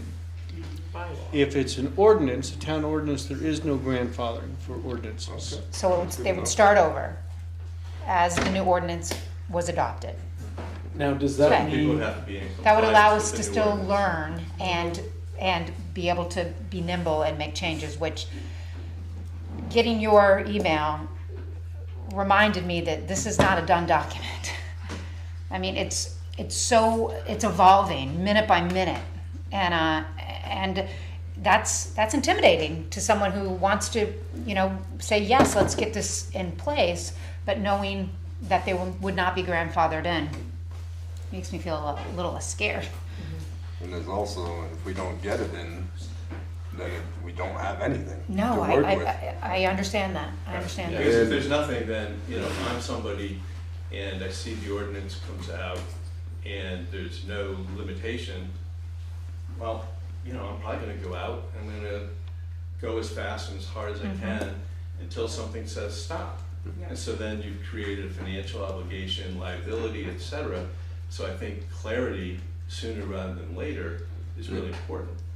And another problem with doing these ordinances, if you make them too strict, you're gonna go to court. Right. The town's gonna spend a bunch of money in court to have it probably thrown out. I mean, I have a feeling, do you know if Burlington's still in court? Yes. Yeah. Burlington's still in court fighting for their ordinance, which is very strict, like you've been asking for. And I Strict think, in terms of ownership, like, Yeah, it's one building, I believe, and it's gotta be hosted, yeah. I think. well, we're not talking, we're not saying. Yeah, no, but that's what they're saying, you can only have one and it has to be hosted. One unhosted? I think so. Okay. On this particular enterprise or development going on in your neighborhood, how important is the timeline that we're on in order to prevent it from evolving into this problematic situation? I mean, is the horse There left? are already permits being issued. Permits are being issued, so it's, again, the fear is, you know, between now and the time something's put in place, you know, somebody, again, right now, you could go get serial permits from the zoning board because there's no limiting factor. Yep. I think the only way we can stop it is the horse is out of the barn, but it's the full vision of what wants to be accomplished can't be accomplished unless subdivisions of the property are allowed, and our understanding is that we would have the opportunity to sort of oppose Contest. contest it. And one thing that You you didn't have, have the opportunity to do that now. Well, we did, but We did, but it was our, meaningless. it was already There's no point. pre-approved without, Right. Well, it was approved and you could appeal it. Right, Well, but we the did. point, my point of the appeal being meaningless is that there would have had to been something wrong with the permit application. And there was nothing specifically wrong with the permit application. It just happened to be number 5 of a series of permit applications. You, yeah. actually, you can appeal, and when you go to court, it is looked at, it's called de novo, as though there was no permitting I'm process talking about prior. the appeal process in town. Yes, we can go to the environmental court, we Right. can do that. Right. But, and we may end up doing that in any event, but, you know, we haven't trained all that. But the point is, we want to make sure that there's some progress made and some consideration with respect to the ordinance so that, you know, future people won't have to keep going to environmental court to contest something. Right. I think there's also two things. We have the ordinance that the board is talking about here, but there's also the zoning bylaw. And that's, I think, more of what you're talking about when it comes to appealing to the environmental court. That's all we can And appeal the right now. development review board. I just was wondering if Sharon could speak to anything being addressed in the proposed zoning bylaw that could, one way or another, address this? The bylaw's very light on it because the select board elected to do the short term, do what? It's just a registration. but But I think- To do that, and we didn't wanna, have conflicting, it seemed a better way of going about it. But through the different categories you have, like conservation, that splits it down so you can only subdivide so much. Yes. And Oh, but build. in R3, you can subdivide quite a bit. Yeah. It's 3-acre zone He's 60 acres. on a 30-acre parcel. Well, if there's a place 10 for, houses. some of this in the Plus. bylaw that Plus makes secondary houses. Yeah. more than, what the select board is doing, then, it's wide open. We wouldn't like to remove some of the current things that are allowed, like a camp park or hotels. There's a lot of things that we feel shouldn't be allowed in a rural R3 neighborhood. So maybe we could talk about that later. I will. And in between, we take comments. Okay. Rachel, you've had your hand up for a while. So I want to speak to two things, but one, with Melissa saying we used to get people that come for the season. I sell real estate, and it has shifted as far as seasonal rentals, but it's because there's the Icon Pass now and the Epic Pass. And so people can go to multiple mountains and they're not stuck buying one pass and having to go to Stratton. Now they can get the Epic or the Icon and they can go all over the place, so they don't need the seasonal rental. They can Airbnb for a weekend in Stowe, and then Makes they can sense. go somewhere else. So we're seeing less and less Yep. seasonal. That makes sense. And so I just wanted to explain that's what we're kind of talking about in the real estate world. And then the second thing is, and I'm happy to answer any questions, because I own 2 Airbnbs. They were our starter homes. Some of you may know both were very tiny. I lived in 800 square feet with 5 of us up until 4 years ago. And we did that so we could get ahead. And then we bought the home we're in. Now we're Airbnb-ing it, summer and the fall, and in the winter we do a seasonal rental. I don't want to be told, after I shared a bathroom with 5 of us for all those years, and I mean, my oldest was, they were older, they weren't babies. So we struggled to get ahead, so now it's like kind of weird to hear all these things happening, because we did that with a purpose to get ahead, and now we're kind of being told what to do with our properties. So I think there should be rules. I don't disagree with that, and definitely safety is one of my concerns. But I think that we should be careful of how we approach it. And now that's our income, that pays our mortgage, the rental. That's exactly the right way. We're talking about deliberate commercialization, purchasing tracts of land with no intention to be a family, with no intention to live there, with the intent to buy, develop, rent, and not be part of a community. And I think that's a huge distinction between what you're saying, which is exactly what a community is. You start out small, you scrape up, and then you do better. And real estate is one way to accomplish that. That's different. Yeah, these units are. Oh, yeah. Patty, I think that's you in the back. I've been absorbing this discussion for a couple of weeks. I'm on the Housing Commission, by the way, and I recognize that a short-term rental ordinance did start in the zoning department, and it was moved to the select board because of an ordinance rather than a zoning bylaw, and I understand the reasons for that. The only thing that the one thing that I'm hearing that's kind of common is this threshold of becoming commercial, and I think that's something that should be explored and researched a little bit further.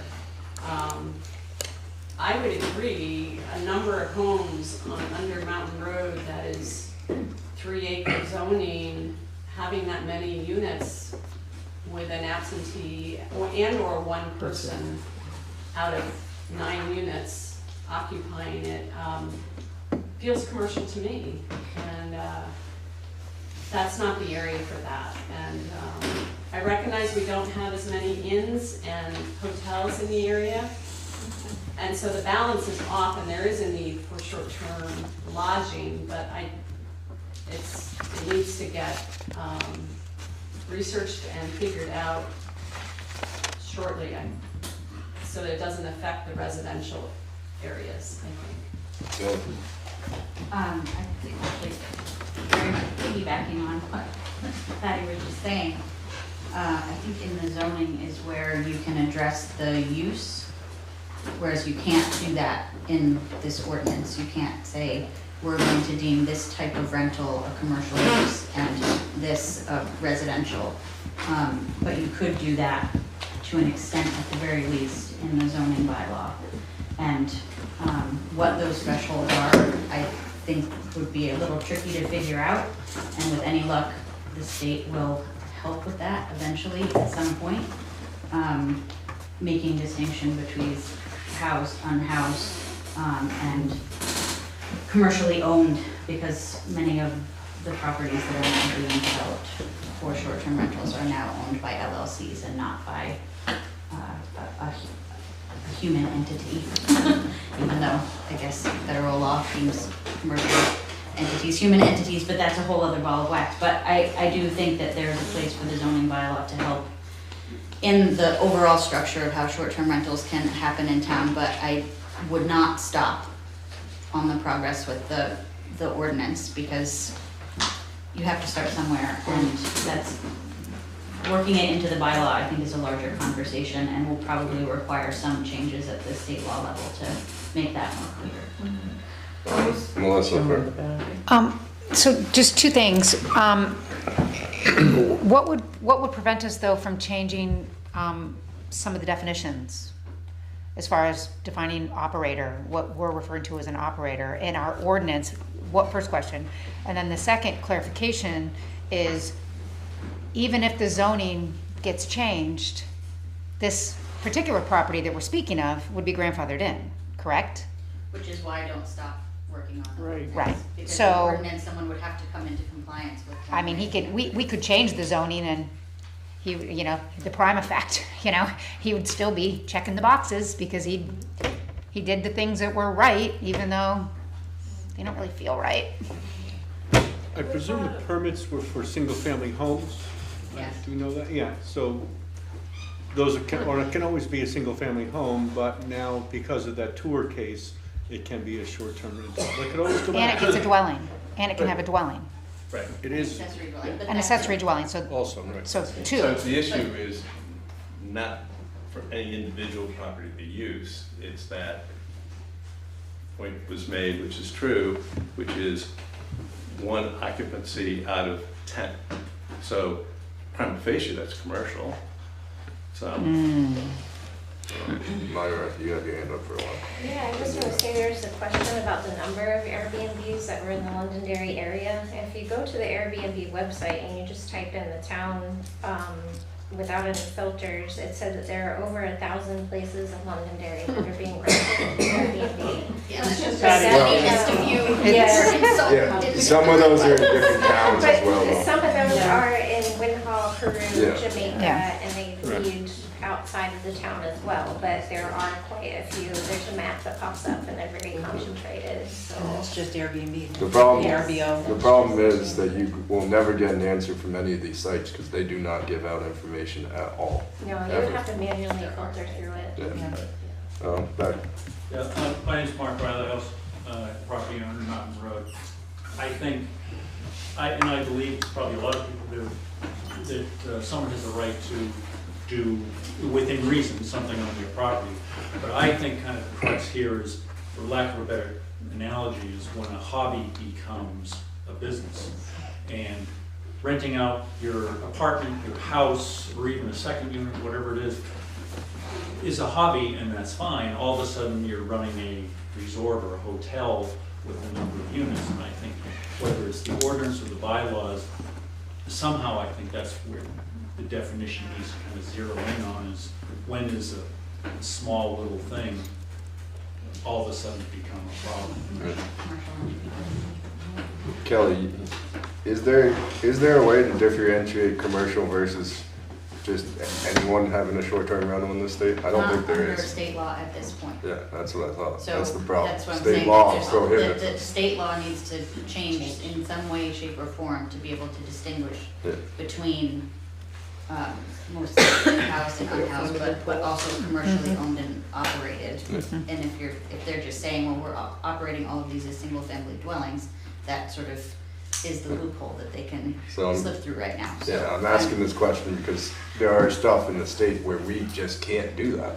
Right. It's gonna get thrown out as soon as it goes to court. And there are people working Unfortunately. on that from various angles, but it's an uphill battle at Well, best. I hear you on that. I understand the town doesn't want to take on a big, legal bill to No, I fight think something. it would be thrown out of court. 'Cause there Has is it been no- tested previously, Yeah. this particular issue? Not necessarily, but when there's no state law that says anything about it. I don't think any towns have been taken to court over it yet, but many of them have only had ordinances for a very short period of time. And actually, most of the towns that have done it via ordinance have, and done a registry very similar to what Londonderry is proposing, they've found that to be fairly successful and helpful. I can't speak to whether it's limited the spread of the practice, but it has definitely made the municipality more aware of what's going on and able to oversee things better. I think some of the, for lack of a better term, bad behavior gets curbed because everybody knows that someone's paying attention. And it was a, you know, in a reasonably light touch, this sort of approach has made a difference. But again, I'd have to have someone dig up some numbers to say whether there's been a, you know, spike in additional short-term rentals, or they've leveled off, or they've gone down. But I have anecdotally heard that this process has been helpful for the towns who have undertaken it. And just another thing to point out in here, you asked about the limiting the amount of time you can rent the place out. That, I just noted it had been struck from the. It'd been struck because, like I said, you can't get information from any of these companies. And you're never gonna be able, it's almost impossible logistically to figure that out, unfortunately. But isn't Airbnb responsible for collecting and paying to states, federal government, et cetera, taxes? They are. They are. Yeah, but And it's also my understanding that if you are a member of Airbnb, and that is who you use to rent your facility, and you tell someone to contact you in private, DM you, perhaps? that they will remove you from their Oh, that's it. their site, is what I have been told. So, I believe there's a question in the back here. Sir. Just to give you a little flavor, I mean, I think you all know London Mountain Road, how important it is to us. It's a dirt road.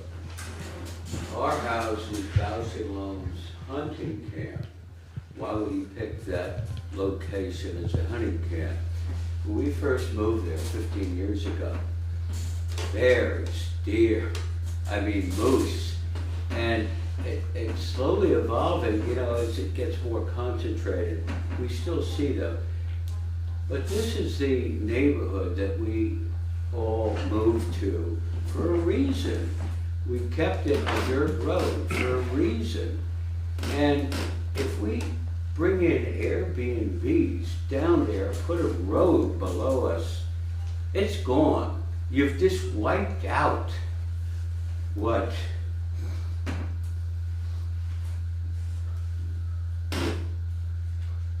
Yeah, well, Character? God it is. yeah, God-given character. I mean, it's, They've all put it very well. Anyway, One thing, do you think this triggers like Act 250 or something? Like subdividing all these lots and then putting in commercial?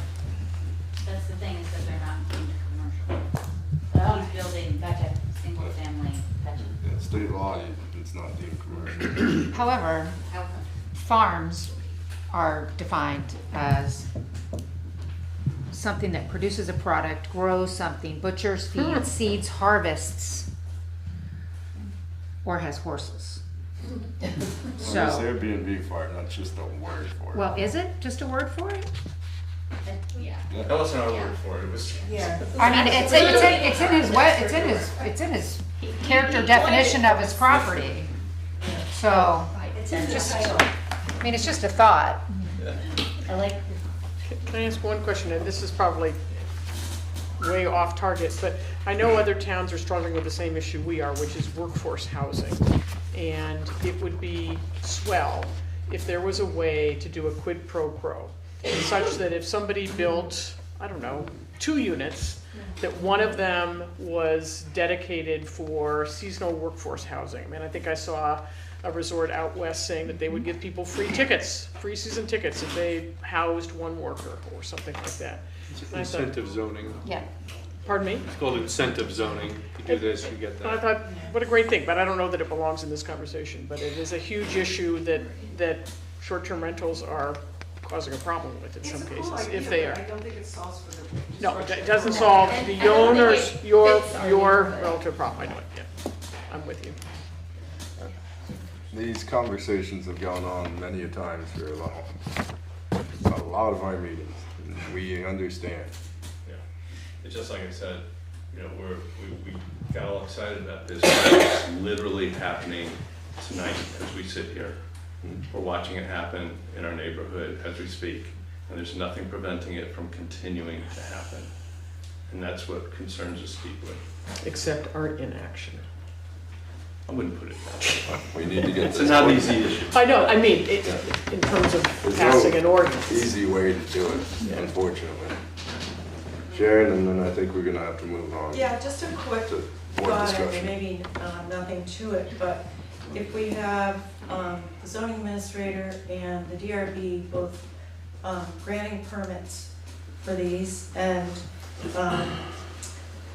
not really fully understanding why, is there anything that could be done in the sense of sort of a moratorium for a while till we get this straightened out better and stop that? Kelly, you may know if that's. Well, I think they do know the permits that they're granting, and under our current bylaws, they have no, as was said, there's no reason to not grant them. So. Right. Subdivisions But for single-family For homes. this use in particular. But this use is allowable under our bylaws. But I think There's- moratorium is they don't actually a have good any idea reason to with not respect to approve the permitting permit. incremental properties for single individual or owner. All right, we're gonna have to go to board discussion on this at this point. So we need to get an ordinance on the books. I mean, Let's I set know a there's date. a lot of ideas to add to this, but we gotta get something on the books. Otherwise, there is no way to regulate this. And hire someone. Yeah. Right, and Yeah. that's part of our plan. Right. And we need to get it done sooner than later so people know that they have till July to be ready and register. I fully understand that. I think we could stand to tweak some of the terms a little bit before I'm willing to say it's ready to go. Just in light of this new information and the fact that I think it's I think it's semantics is what I think. I think it's there. We just need to change, add some language. And then I would feel pretty comfortable about What language are going you thinking? forth. I mean, I think we need to look at adding or perhaps something under the operator or in definitions. I think we need to talk as a board if we can put something in the language about not having multiple rentals in one area. I think that's something we're gonna have to talk to the town attorney about to see if that can even hold water. I think we should discuss if they need to be privately owned or if we can allow an LLC or a company to own multiples. And I think that we should ask if we should consider somebody having to use a rental company. I think these are all questions we have to ask the town lawyer. 'Cause if these will not hold legal water, there's no point in putting them in. That's the unfortunate part. Well, and perhaps a town attorney can maybe direct us in a way that will not be legally at a disadvantage to us to incorporate some of that language that just makes it feel a little more stern. Question, how would a citizen group bring legal point of view to bear on the questions as part of the discussion? Hire an attorney. Yes, that's what I'm asking. Yeah. Yeah, we have an attorney, so, you know, Yeah, you how can- do we, rather than just doing it once every 2 weeks in this kind of a setting, having, you know, I don't know what you do in terms of a working committee to work on this language, to think about or deal with all the issues? I think in the past, we've come up with ideas in this type of scenario, and then we run it by our town attorney, and it goes back to our 2-week cycle kind of thing. Do you have That's how it specific has- recommendations, or would your I attorney don't, have specific? however, the town's attorney was at the zoning bylaw meeting where we had our appeal, and no disrespect to whatever, but very much, your zoning bylaws say X, you can only do Y, right? Which meant we were sitting there like, why are we here? Yep. Why are we here? I think there are different roles for attorneys, and I don't know what the writ for the town attorney is, but if the town attorney's primary responsibility is to prevent litigation against the town, then they're not gonna come up with a creative solution for solving the problem. That's not their job. You can hire an attorney separately from the town attorney and say, use your creative brain, figure out how to work and build case law. I mean, that's how you change things. But I don't think it's the town attorney's role. I could be wrong. But We actually went over this whole thing with different ideas with the town attorney, and he shot down some of them. He said some others are fine. And one of the biggest things he said is legally you have to be fair. You have to be fair, legally. well, that's his job to tell you that, and I don't disagree Well, with you. his job is also to tell us what's not gonna cost us tens of thousands of dollars in court, Well, I'm which not a lot of saying- these ideas probably will, unfortunately. But we're not saying it's entirely your responsibility. We're trying to work as a community here to figure out how to solve something that involves all of us. And if it means that a whole group of us needs to invest. If you wanna present a opinion from another lawyer, that is perfectly reasonable. I just, again, this ordinance was derived from the ordinance from Chester. Chester's was written by their attorney, who is very well respected and knows his stuff. And so we took some of the best stuff from it and some things from a few others, but primarily it's from Chester. So it wasn't our town attorney who wrote it, but ours, reviewed it in the context of Londonderry to make sure that we were we're in good shape. And looked at other ideas that we tried to look at from other towns. Right. In other places in the country, and tell us if we can or can't, or maybe you'll get away with it. Another But it's a thing. shame that, I was just gonna say that Chester, no, I'm sorry. No, I was just gonna say, another thing that was mentioned at the beginning of the meeting was Chester just put a moratorium on all additions of these types of permits and, or Airbnbs, I guess, specifically. STRs. Specifically, so, and. But I believe we need this ordinance to put a moratorium. They don't have an ordinance yet. Right, and that's what I was getting at was. They do have an ordinance. They do. Yeah, they do. This is, the moratorium is to give them 6 months to finalize the ordinance language and not let all the damage that could occur in the interim period to occur. Well, my question is, how are you ever gonna enforce it without an ordinance, cause you don't know how many short-term rentals you have. And they're not gonna register when someone buys a new place. It's almost useless to do without a registration. We have to have the skeleton of it I in think you're place right. at least. You have to be able to know. You gotta have, Yeah, you gotta have a way exactly, for, yeah. say, oh, you wanted to do a short-term rental, Yeah. well, we're not doing those right now. But I like the idea of getting another attorney opinion and coming up with That is creative solutions. perfectly fine. I think this is a bigger issue that's gonna become another bigger issue, and the Vermont state law is probably gonna have to change, because you're seeing people exploit what it originally started out to be, which is a great thing for people. As you've mentioned, that's not what we wanna take away from anybody. We just wanna prohibit commercialization and taking advantage of a rural community for profit and one person's gain to the detriment of the neighborhood. Making it more detrimental to the community and I it's think not all the the way it is. numerous towns in Vermont who are working on this right now wish that the state would step in. Yeah. And That's I'm what trying to we figure would. out how to get them. And I think the creative ideas that an attorney or a group of housing professionals can come up with, I think, is all the better. That's how we make a good community. So I don't think of it as attorney versus attorney. I think it's, what are the great ideas that you can bring to the table and get into our hopper as fast as we can, so that we can approve some language that will get us at least a toehold in this process. So go for it. Yeah. Find a way. And we want people to register, you know, those who are doing this, we want them to register, and we need to have an accurate idea of how many nights they are renting. Mm-hmm.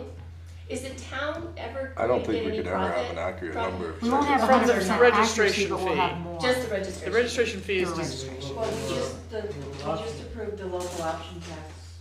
1% option tax. 1% option tax. for On rentals. rentals. Because I also think safety is very important in these units, like some of these, you know, are not up to code. Yeah. And I think that's something that you wanna make sure is, Well, our ordinance Up to does level. provide That's in that here. everybody must get and I think that's a fire great marshal idea. review Yeah, prior to. great idea, because there's a lot of operators out there that Yes. are not. So we don't want to discourage you from passing your ordinance. We want to work together as a broader community Yes. to protect ourselves, Yep. all of us, right? I think my biggest point is, as our attorney said, you have to be fair. And by being fair, we have to give people a certain amount of time to understand that they have to get state permits. They have to get everything ready. And we're running out of that time Well, if we don't but, I pass mean- this ordinance soon. yeah. But we can skip the time if we need to in order to get the best version we have. We're not, First time. yeah, Yeah, We're but not- we're But an just ordinance putting it ordinance off. can also change. yeah. It can. I mean, it doesn't have to go to effect July Right. 2nd, but the later it goes into effect, the more people you can get permitted in building short-term rentals. Isn't it 60 days to make changes I roughly? believe so. Yeah, because it's of adopted, notification? it's not gonna be, if it's adopted tonight, it comes into effect 60 days later. If it's not appealed. Right, it can be appealed to a special town meeting. And any changes would take that same time period. Whatever you adopt to add on to it is, it's a 60-day process to make any changes. Minimum. So what I'm saying is, the more we try to add on to this, the longer it's gonna be before we have a registration, any rules in place for Airbnbs. So I think we need to come up very quickly with something that we can vote on and get something in place. I feel comfortable saying that if you all do a little homework, and you get it back to us so we can look at it separately, correct? We don't, Yeah, they can We- email their opinion to Shane. right, we just cannot comment, Give it to all of us to and go over. then perhaps it wouldn't be a first read at the next meeting, and it could be voted on then. I think it probably is subject to Yeah. our own town attorney's review as well. That's the problem, because it's gonna take more than a week, 2 weeks to get Bob Fisher to really go at it. And I'm not anticipating there's gonna be a whole lot of Right. changes to what we currently have in our hand. Again, I think it's gonna be some tweaks of language, and then hopefully Bob can take a look at it. I think if we let him know what we're trying to accomplish, he can have recommendations that are pretty easy to sit through. I agree. Yeah. all right, then It's not a whole new document. No. I mean, it's okay right now. It just needs some love, and then it'll be great. let's leave it as that. And Well, the only thing that's outstanding at this point is the fees. yeah. And if you look at page 49 of 96, the last version is not listing a specific fee. Right, and we said it. Yeah, and so I strongly recommend we just insert that, so that way, whenever the board so chooses, it can change those fees without having to change the ordinance. I would recommend that. Agreed. Which is what we have for zoning bylaws, which we have basically for everything else. Not trying to cut you off, but No, we I just have last gotta thought move on. on it. Well, is- if I could, would it be okay just to, are you okay with accepting that so that we have a final draft to look at, or at least to share, so that they can comment on something that's a final version? That Absolutely. would be. 'Cause that was As the long as it real still has to outstanding. come back to us. We have to vote on it. Yeah, only this Yeah. select board can vote on anything. Right. This Will is we just a- say when we're accepting the ordinance, when we're adopting the ordinance, will we say what the fee is going to be at that time? That'd be best practice. Yeah. Okay, then I'm agreeable to it. And as I've stated before, such fee should be enough to hire someone with no cost to the taxpayers, I agree with that as well. which is gonna be hard, because we don't know how many damn rental properties there are. Well, you think there's 1,000. I think there's somewhere I think around, it's more like 300. yeah, I've heard around 300 or so. The last comment, thank you for bearing with me. The last comment is that I do think if the Chester moratorium sticks, it's worthy of consideration, even if you can't corral all the STRs that are in existence. You will have provided notice to STR owners that there's an ordinance coming, there's gonna be requirements, whether it's registration, whether it's ownership limits. It gives the zoning board some power to recognize permits and what they are. So a moratorium, because some of them, like I said, are prima facie. It's right there in front of you. Worthy of consideration. So we will hopefully try to get a version done for next meeting. Yes, but Agreed? do we need to move on what we currently have? Or just, we're good? I think we're good. We're good. The feedback I Okay. have, and so We're not I, approving anything. No? We're not Yeah, approving it. Nope. the- We're good. We're I'll making, just, we're making some changes, and we're gonna, I'll just adopt the changes that are in here, and that will be the working final, including the effective date, which is 60 days. However, the short-term rental registration requirement shall not take place until July 1st. We talked about that of next year. And registration applications would be accepted beginning April 1st of 2024, okay. just soon. Thank you all, this is an easy. Thank you. Thanks for being here. Thank you very much. Let me know. Please. Alright, we will move on to 10B, discuss One Londonderry proposal for improvements to former Ginter barn site. Okay. Change the subject. Maybe. Well, so we're asking tonight for approval to plant. This is the northeast corner of Routes 111, the old Genser property. And we'd like to go ahead with planting and installation of the plants. And also, we'd like to name it Aiken's Corner. And I'm not sure if you've seen the recommendation on that, and if you'd like to hear it, Mimi's prepared to talk to that. Just to remind you, we were going to fundraise for this. We are delaying that fundraising. We will evaluate if it's appropriate to do in the spring, but we really want the priority to continue to be on flood recovery. Our plan is not to add to the town cost base, and I will say that again and again because that's our commitment, to not add to the town's cost base. Mark Wright, as you know from last time, has stepped forward to offer the plants and installation pro bono. And it means that when we go to fundraise, we'll be fundraising for benches, stones, and maintenance, which will affect how much we'll get from the state because they match some things and not other things. But that's fine, we think we can manage that. So we're looking tonight for your approval to go ahead on planting. And then, if you're also agreeable, we'd like to go ahead with the Aikens name. Do you want to hear more about the Aikens name, or I don't know? You give a thumbnail sketch as to the name I gave Aiken them again. everything you gave to me. Okay, sorry, What's go that? ahead. So, Yeah. what did you say, Mark? I just said, give me a thumbnail sketch on who Mr. Aiken was, or Mrs. He's a historical figure in the family. The family has from page 112 to 119 in the history of Londonderry. On October 1781, Captain Edward Aiken, among others, by petition, addressed Governor Chittenden and the General Assembly praying that the parcel of about 930 acres be granted to them.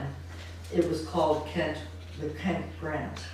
February 25, 1782, this land grant was given to Edward Aiken and his 5 associates This tract was then annexed to Londonderry and made part of the town. Captain Aiken had his original farm at Lowell Lake, where he is buried. He has a plaque on his grave commemorating his service during the Revolutionary War. And in 1785, the first mill on the West River was built by Captain Aiken at the North Village on practically the same ground that is now occupied by the saw and grist mill belonging to the Williams brothers. We did look at other names. This was the best of what a number of people came to.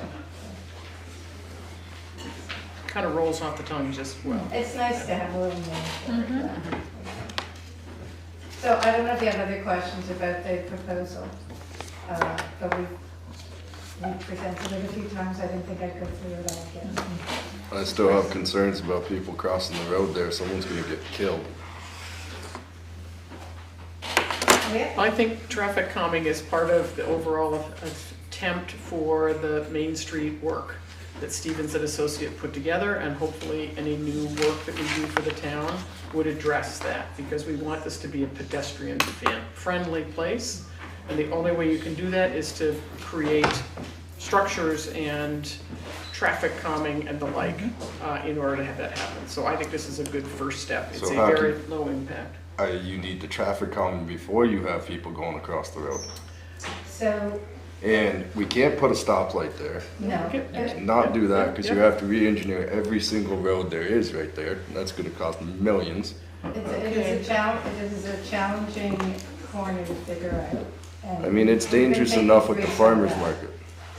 So we don't think this is gonna generate that much traffic, actually. Any traffic going across that road, I've had to do it with the flood going on. I've had to cross that road. It's dangerous. Yes, and 10, 20-minute wait sometimes. Just to walk across that road. Right.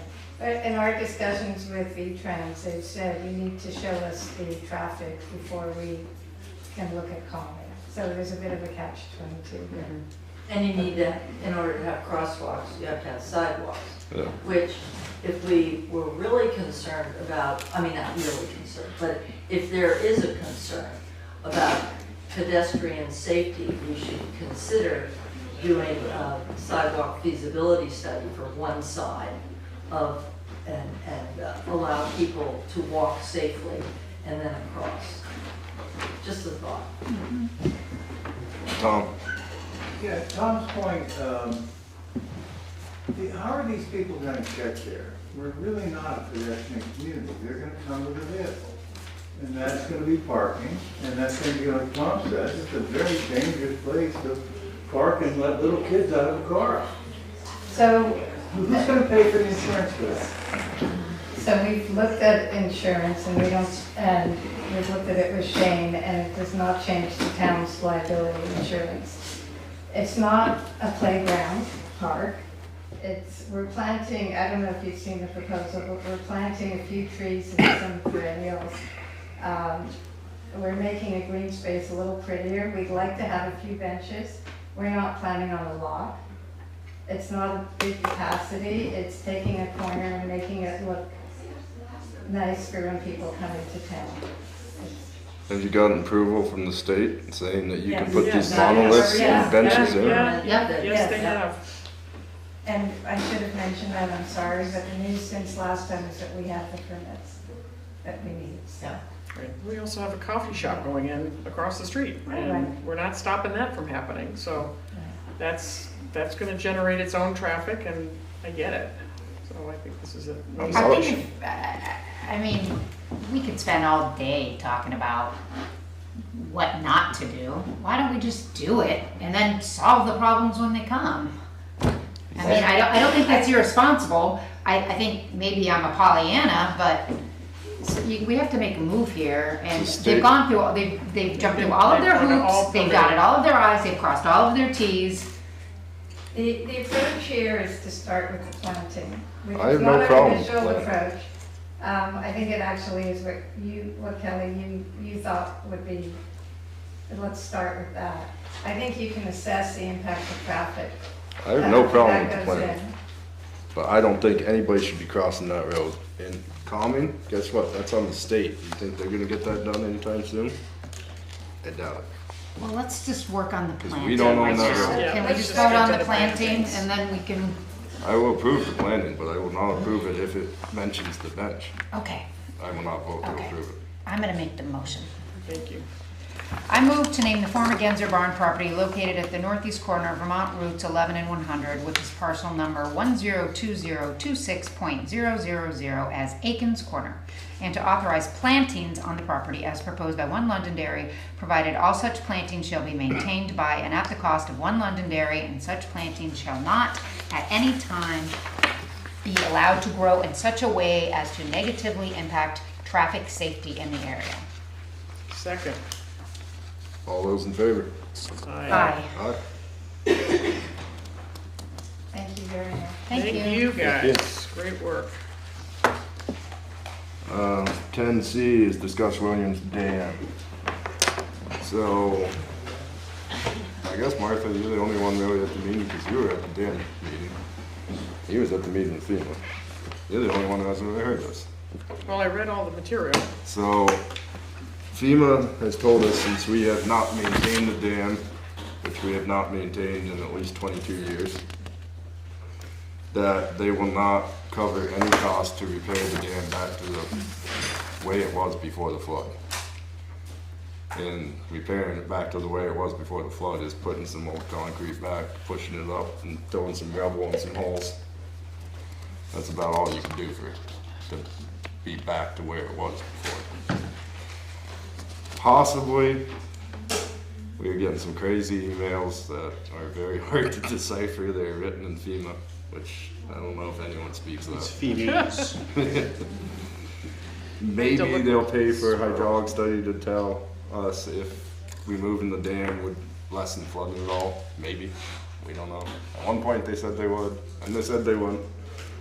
Now they're back to maybe. But The Williams But the Dam dam- Committee Yeah. is spending their approved monies to have that study. We're putting out an RFP to have that study bid on. So if FEMA won't pay for it, the dam committee has the money to pay for a study of what things would look like without the dam. Okay. Actually, that's there was no significant damage caused by the storm. There's damage, but nothing, you know. It's full. Historically damaged, And it it made really that hole is. bigger.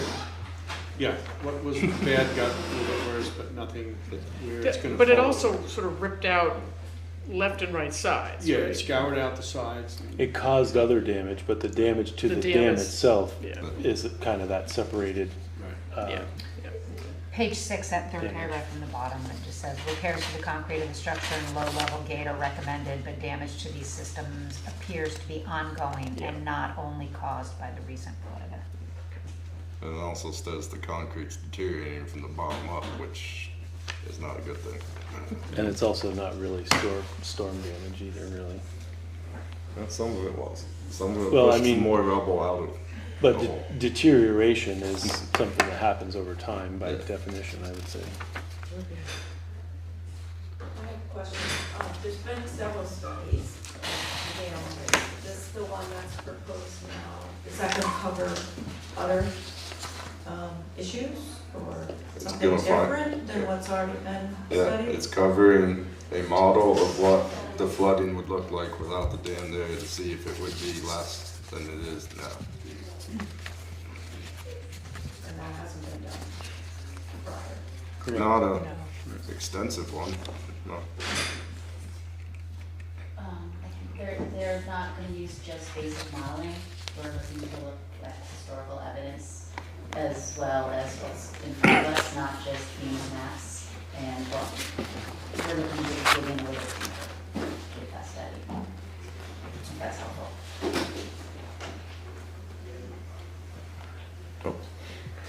Is there, do we know, or is there an estimated time frame of how much longer the dam is going to stand as it is before it completely fails? I don't think there's any way to say that. Could be 10 years, could be 1,000 years. Some stuff. Could be the end of the month. Right. There's no way to estimate that, unfortunately. It's high hazard. It's not significant. It's in a good, all right, yeah. But that's not a function of its condition, that's a No. function of what happens if it breaches. Its condition is poor, and getting Yeah. worse by the day. That is its condition. Since 1970s. It's been getting worse since '96. Every inspection the state's had, they said that dam is worse than it was last time we came to look at it. That's a fact. Alright, that's about all the updates we have on Williams Dam. Moving on to 10D, discuss Burton roadside historic marker event at Williams Park and related traffic control. So if everybody is not aware, they're putting up a historic marker and there will be a dedication ceremony October 3rd, I believe it is, at 11 o'clock. At Williams Park, please park in the parking lot by the mill. And we were thinking about having a police presence there just to help people stay out of the road and put some cones as far away from the road. Yeah, 2 feet that from the was- white line. it has to be. Is that inside the white line or outside the white line? Yes. I think alternating. It was a pretty distinctive Whatever they say message we have to from do, Mark we go- Pickering. It was this side of the white line. Has there ever been a discussion about the lines, the parking lines there in front of the Veterans Memorial? Why are they straight? Why aren't they slanted? There's not enough room for angle parking. It's like a measurement. It's crazy. Like, no wonder it's a problem.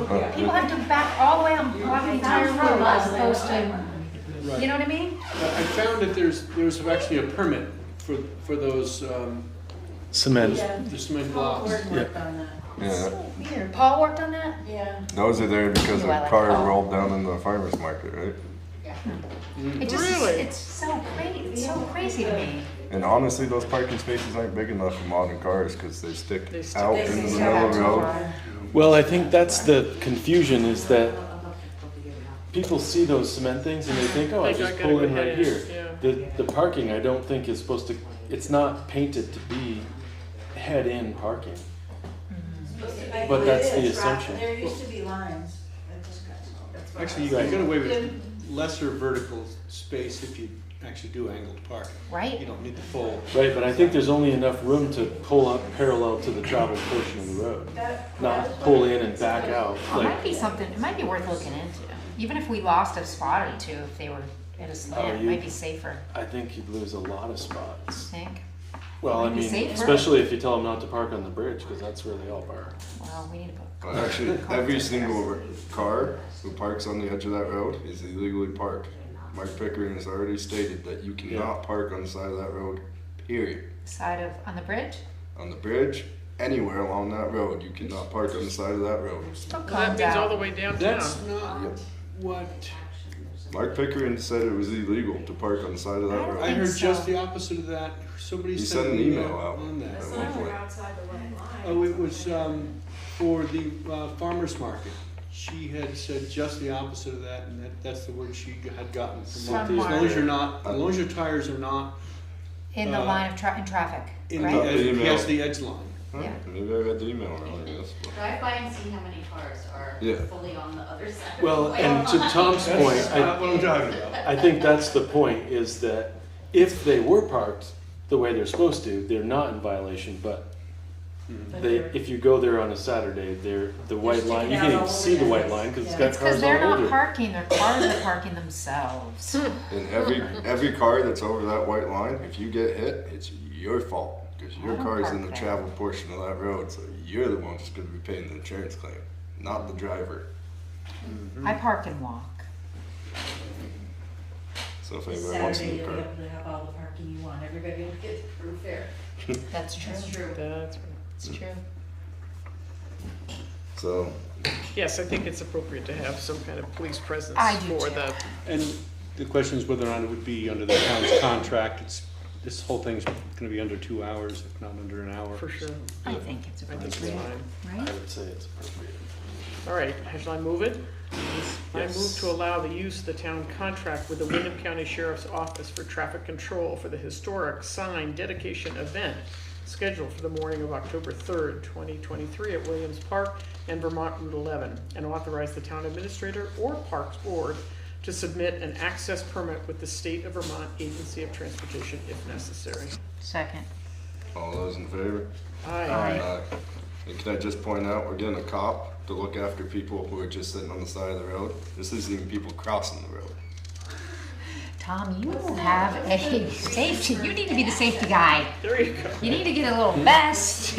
Crossing guard. I just don't want to see someone In the get state killed. right of way, they require a I permit. hear you, I hear you. So Unless- because the sign is in the state right away, I thought it was supposed to be. The sign event- outside of the If state. The there are event is in people the right of who way. are They having might- to look up at it and stand in the right of way, just, if we need a permit, we just wanna get authority to do it. Hopefully we won't, because as long as the cones are no closer than 2 feet, we're okay, is the word. Anyway. We can't issue a permit unless the select board authorizes. E. What happened to E? Apply for one, excuse me. Alright. We'll move on to 10E, ratify 8/21/2023 decision to approve an excess vehicle weight permit. There are issues with this one apparently. Well, I don't know if it's an issue with the excess weight permit exactly. Well, it's an issue that if we don't ratify the excess weight permit, they're gonna have to get a permit because they're not gonna have their work done. Well, I think the state, did they drop off a permit with the tennis court? Oh, yes, they did, they did drop off. They were notified that they were in violation of the zoning bylaws of the property owner. This is something we voted Sorry, on let me start last at the week, beginning of the last story. time. It is. There was a property that's why owner we building ratified a tennis court without a zoning permit. And Wilson and Lawrence is the company building said tennis court, and they were blasting without a permit and without notifying abutting property owners. And so there was a bit of a, unhappiness in the neighborhood where that was happening. And someone called to ask if they had a permit, and Will contacted the property owner and said, you need a permit to build a tennis court, and I believe they have dropped off. Yes, it came in the mail today. But the person who was building said court is the one who has an excess weight permit I'm not sure, somewhere in in front there. of you at the moment. My feeling would be, Separate issues. it's not It's separate necessarily an issues. issue of It's the separate issues. company, right. That is on the applicant, I guess, not necessarily the contractor. And let's ratify it. I move to ratify the board's 9/11/2023 decision to approve the excess weight limit for Wilson and Lawrence Incorporated and to authorize the town administrator to execute the permit on behalf of the town. Second. All those in favor? Aye. Aye. 10F, ratify 8/21/2023 decision to amend the job description for the minutes taker position. I move to ratify the board's 9/11/2023 decision to amend the job description for the minute taker position to allow the remote viewing of meetings by the employee and authorize re-advertising the position accordingly. Second. All those in favor? Aye. 10G, ratify 8/21/2023 decision to award a contract for storm damage exigency engineering services for the Williams Dam. I move to ratify the board's 9/11/2023 decision to determine that inspection and possible repairs of the Williams Dam necessitated by the recent FEMA declared flooding disasters are of an exigent necessity and require immediate attention to ensure the health, safety, and general welfare of the community, and to acknowledge that the firm of Dubois and King Incorporated has already been under contract with the town for engineering services related to this facility, such contract having been secured by an approved competitive request for a proposal solicitation process in keeping with the town's procurement policy, and to acknowledge receipt of a scope of services for inspection and related engineering, and authorize the town administrator to execute a consultant contract with the approved firm for these services. Second. Before you vote on it, this and the two previous mistakenly said 9/11/23 as Yeah. opposed to 8/21, so if it's okay, I'll just change those, is that all right? So amended. Oh, yeah, look at that. Yeah, it's just a cut and Yep. paste, I did the last one first. Yep. My fault. All those in favor? Aye. Aye. Who seconded that? Me. Martha. 10H, ratify, is this 9/11? Yes. 9/11/2023 decision to authorize the zoning permit application for the pollinator garden at the Proudy property. I move to ratify the board's 9/11/2023 decision to authorize the submittal of a zoning permit application related to signage for the pollinator garden on the town-owned Proudy property and authorize the town administrator to sign the application on behalf of the town. All those in favor? Second. Aye. Oops. Oh, sorry. Second. Aye. It's getting late. I think we got it covered. Alright, item 11, new business. 11A, appoint member to the Londonderry Housing Commission. I move to appoint Mimi or Mary Adam Lyons to the Londonderry Housing Commission for a term extending to June 30, 2025. Second. All those in favor? Aye. Aye. 11B, Thank you. Thank you, Mimi. we didn't get the vendor permit, did we? Yes, it's right here. Oh, we did? Yeah. Perfect. It's page 82. No, that's the Oh, no? alcohol beverage Oh, sorry. permit. We didn't get a, John Rice is Oh, in there. there she is. Oh, there we are. Hi, Mimi. The other Mimi. I know it's late.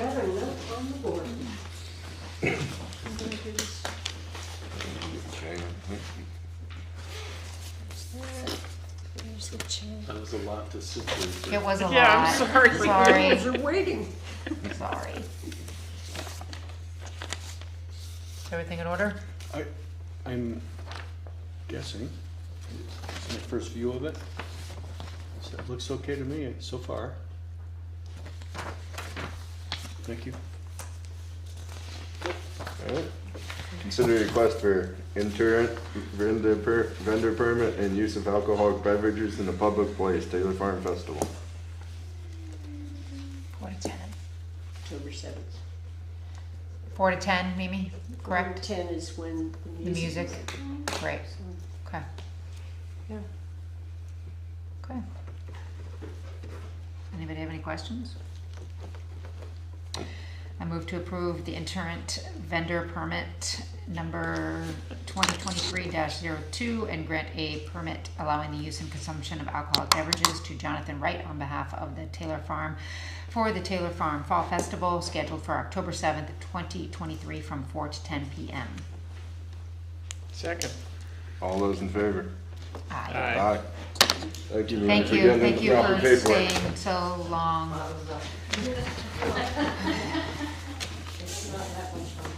Oh, 11C, executive session, discussion of a contract per 1 VSA 313 A1A.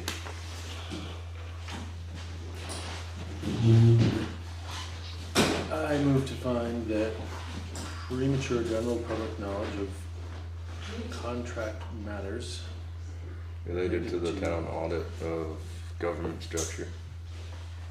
related to the town audit of government structure will clearly place the town of Londonderry at a substantial disadvantage.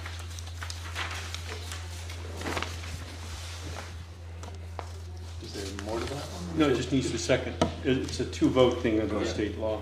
So we need to second that? I second. All those in favor? Aye. Aye.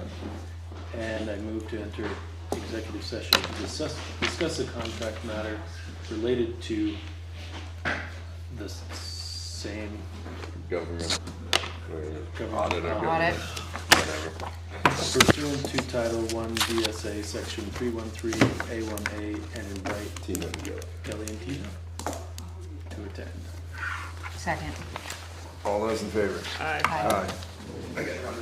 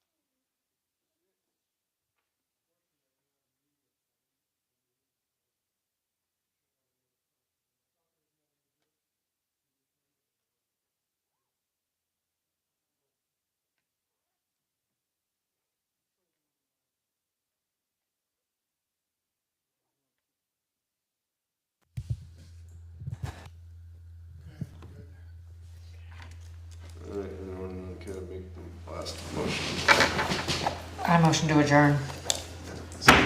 All those in favor? Aye. Aye.